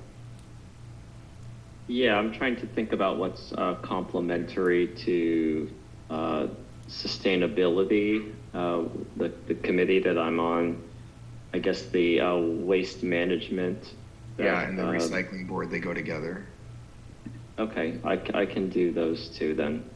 Okay, just so as it's been explained to me, and maybe staff or April can explain further, maybe Diane's even here still, but the Waste Management Authority is stop waste, and then the recycling board is a subset of it, and so they have like a meeting periodically that the members of the Waste Management Board go to. And I see that there's no alternate for that. If there's an occasion where I can't attend or I'm out of town, how does that usually work? It just means that you don't attend and there's no representation there if that happens. And that happens to all of us sometimes. Yeah, it's okay. Okay. Yeah, that happens at times. Remember, Walsh, do you have your hand up still? Do you have your hand up for a question? No? Okay. Did you have others, David, or is that your one for now? I think that's fine for now. Okay, Member Pryforce, did you have some on here that you wanted to indicate interest in? I can do League of California Cities. Okay. Courtney did speak to me about the housing committee, but I don't know, Courtney. I think you said it was 8 a.m. meetings. Yeah, Adam already knows that's gonna be hard for me. So let me. I'll skip and we'll see what happens, and then maybe I'll find some courage. You know? Can I ask, between you, Kalima, and David, would one of you be willing to do the fire commission, since both of you are on the public safety committee? It meets once a quarter, and it's of the cities that are part of the Alameda County firefighter jurisdictions. So there's 6 cities and the county, I believe, or it's 5 cities in the county that are that make up the constellation of the Alameda County Fire Department. It has a quarterly meeting. The meeting is in Dublin, but it is in the evenings. It's like, I think 6 or 6:30 p.m. And I generally, as somebody who's been on public safety, serves on it, and we have an alternate. So perhaps one of you could be the member and one be the alternate. I'm sorry, did you say 6:30 p.m.? I think it is 6:30 p.m. April, can you confirm for me if the Fire Advisory Commission for them, if it's 6:30 p.m.?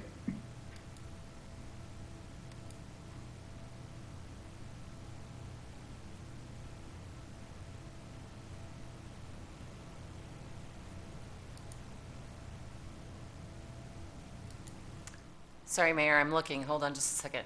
I think it's at the top of the list because I think they're alphabetical. I think it's at the top.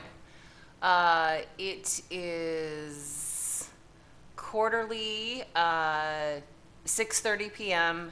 and it's February, May, and November, and then the second Thursday of September. Because it's usually the third Thursday, isn't it? Yes, third Thursday of February, May, and November, and then the second second Thursday in September. And it does meet in Dublin, you are correct.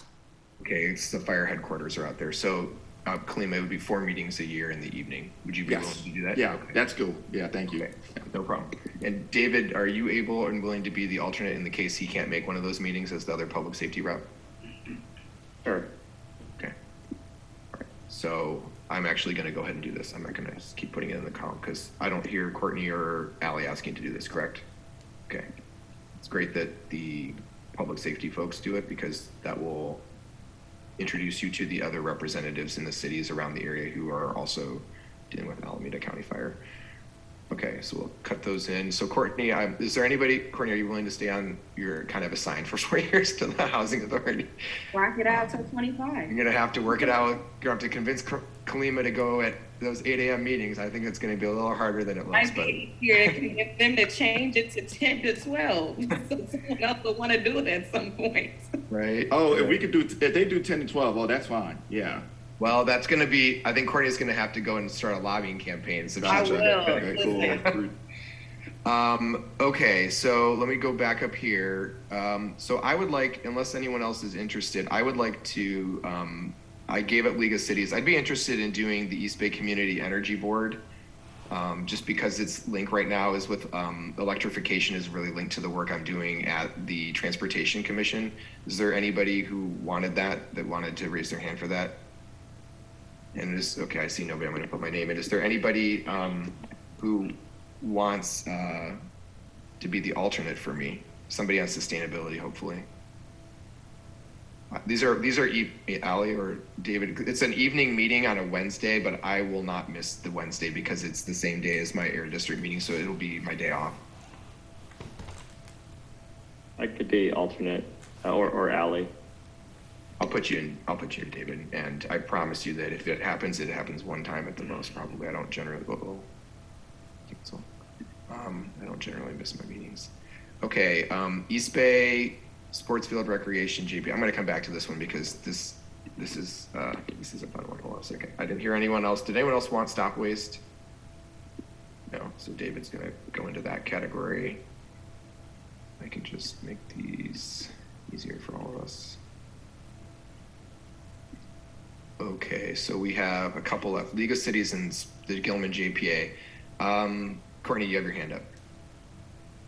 I would like to take the East Bay Sports Field Recreation JPA as a member of the Community Services Committee. Wow. Enjoy. You're going to have to get a debrief on how that meeting goes because I heard that's the craziest of all our meetings. They still print the agendas in Comic Sans. Don't tell me that. Allie, that meeting is only at the call of the chair, correct? Yeah. There's never been an actual regular schedule. They cannot get their shit together for that. How many times a year do you do that? Allegedly, like bi-monthly, but I think 4 normally. Kalima, would you be interested in being the alternate for her as the other community services member since it's related to youth sports complexes? Unless it's esports, it's probably not. It's a game reference. Oh God, never mind. So let me think about it. No, here's the thing: if we put you on it and you don't do it, it's okay. This is nobody in Emeryville loves this one. Trust me. Well, wait a minute. Hold on. What do you mean nobody in Emeryville? Allie loves it.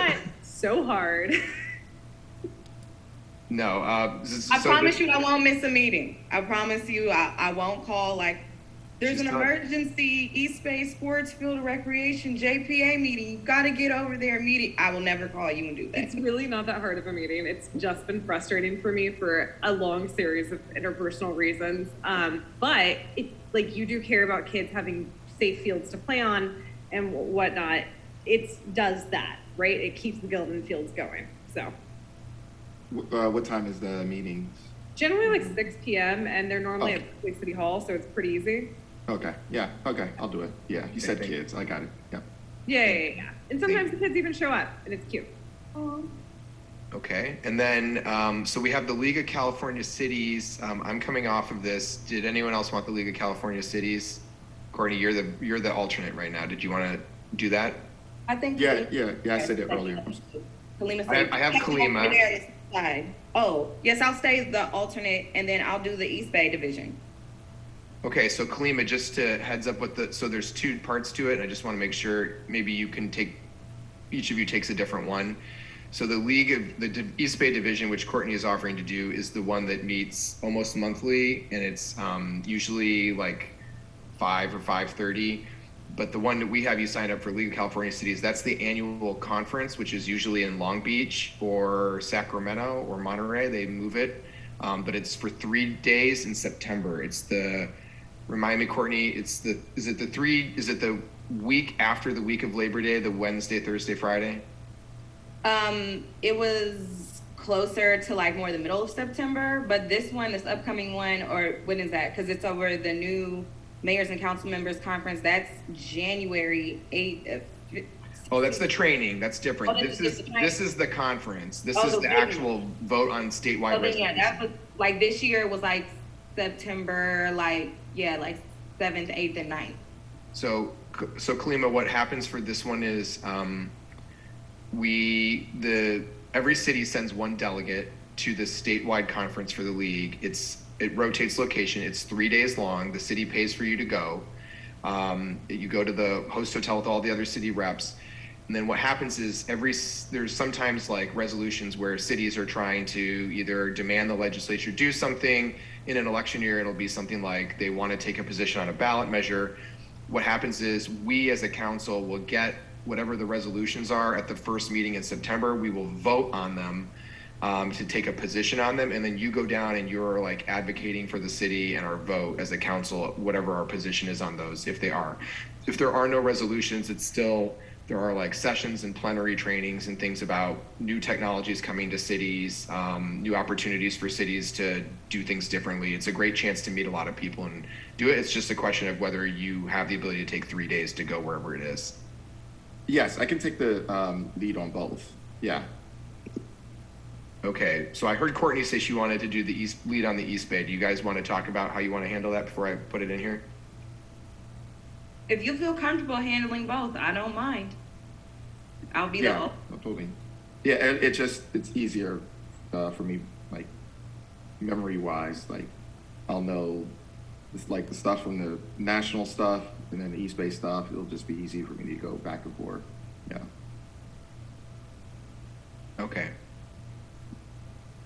Okay, so let me just confirm. And then the ones that are here in green are continuous and so just to remind everyone, we have the ECCL Governance Committee. This is to approve the ECCL's budget. That meets twice a year. We're all on that committee with all the school board members. There's one meeting in May in the evening and one meeting in November.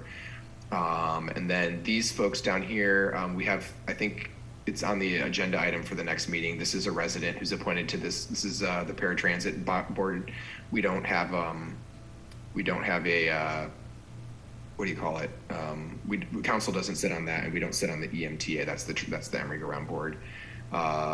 Okay, is there anybody else who wishes to change or ask for something that's not on here already? I'm going to stop. Actually, I see Lorraine has her hand raised. Lorraine, did you want to say something?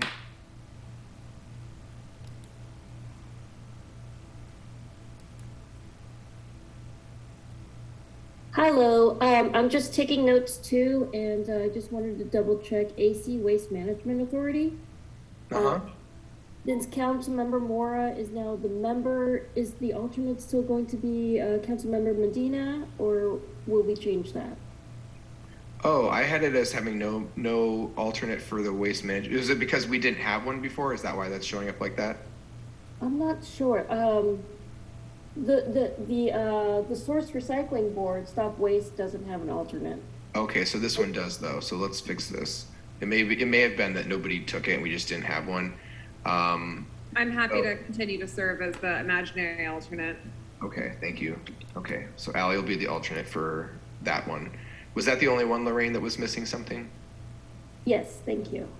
Okay, great. Is there any further conversation about this? I'm going to end the share screen to take public comment. Okay. Now is the time for public comment. A member of the public who wishes to comment on item 9.2 for the regional boards and appointments has 2 minutes to make comment. Do we receive any written comment cards, April? We did not, Mayor. Okay. Public comment is closed. Members, is there any further discussion on the list that was presented on the screen? I would like to move the appointments as articulated by this body and noted on the screen. Okay. Can I get a second? Oh, yes, please second. Okay, a motion has been made by Member Medina, seconded by Vice Mayor Welch. Please call the roll. Councilmember Medina. Aye. Councilmember Mora. Aye. Councilmember Pryforce. Aye. Vice Mayor Welch. Aye. And Mayor Bowders. Aye. Thank you, members. That item is approved. And that brings us to the end of our meeting. Madam Clerk, well, before I adjourn, I just want to, again, welcome our new council members and thank them for putting their name and their qualifications and candidacy forward to the people of Emeryville to join this body, and look forward to working with them as we move forward. We do have, this was an unusually scheduled meeting due to I understand the registrar of voters and the certification issues timeline. So we have a meeting next week, next Tuesday. So we'll see everybody next Tuesday at our regularly scheduled time for council meetings. The time, Madam Clerk, is 9:53 and our meeting is now adjourned. Everyone have a lovely evening.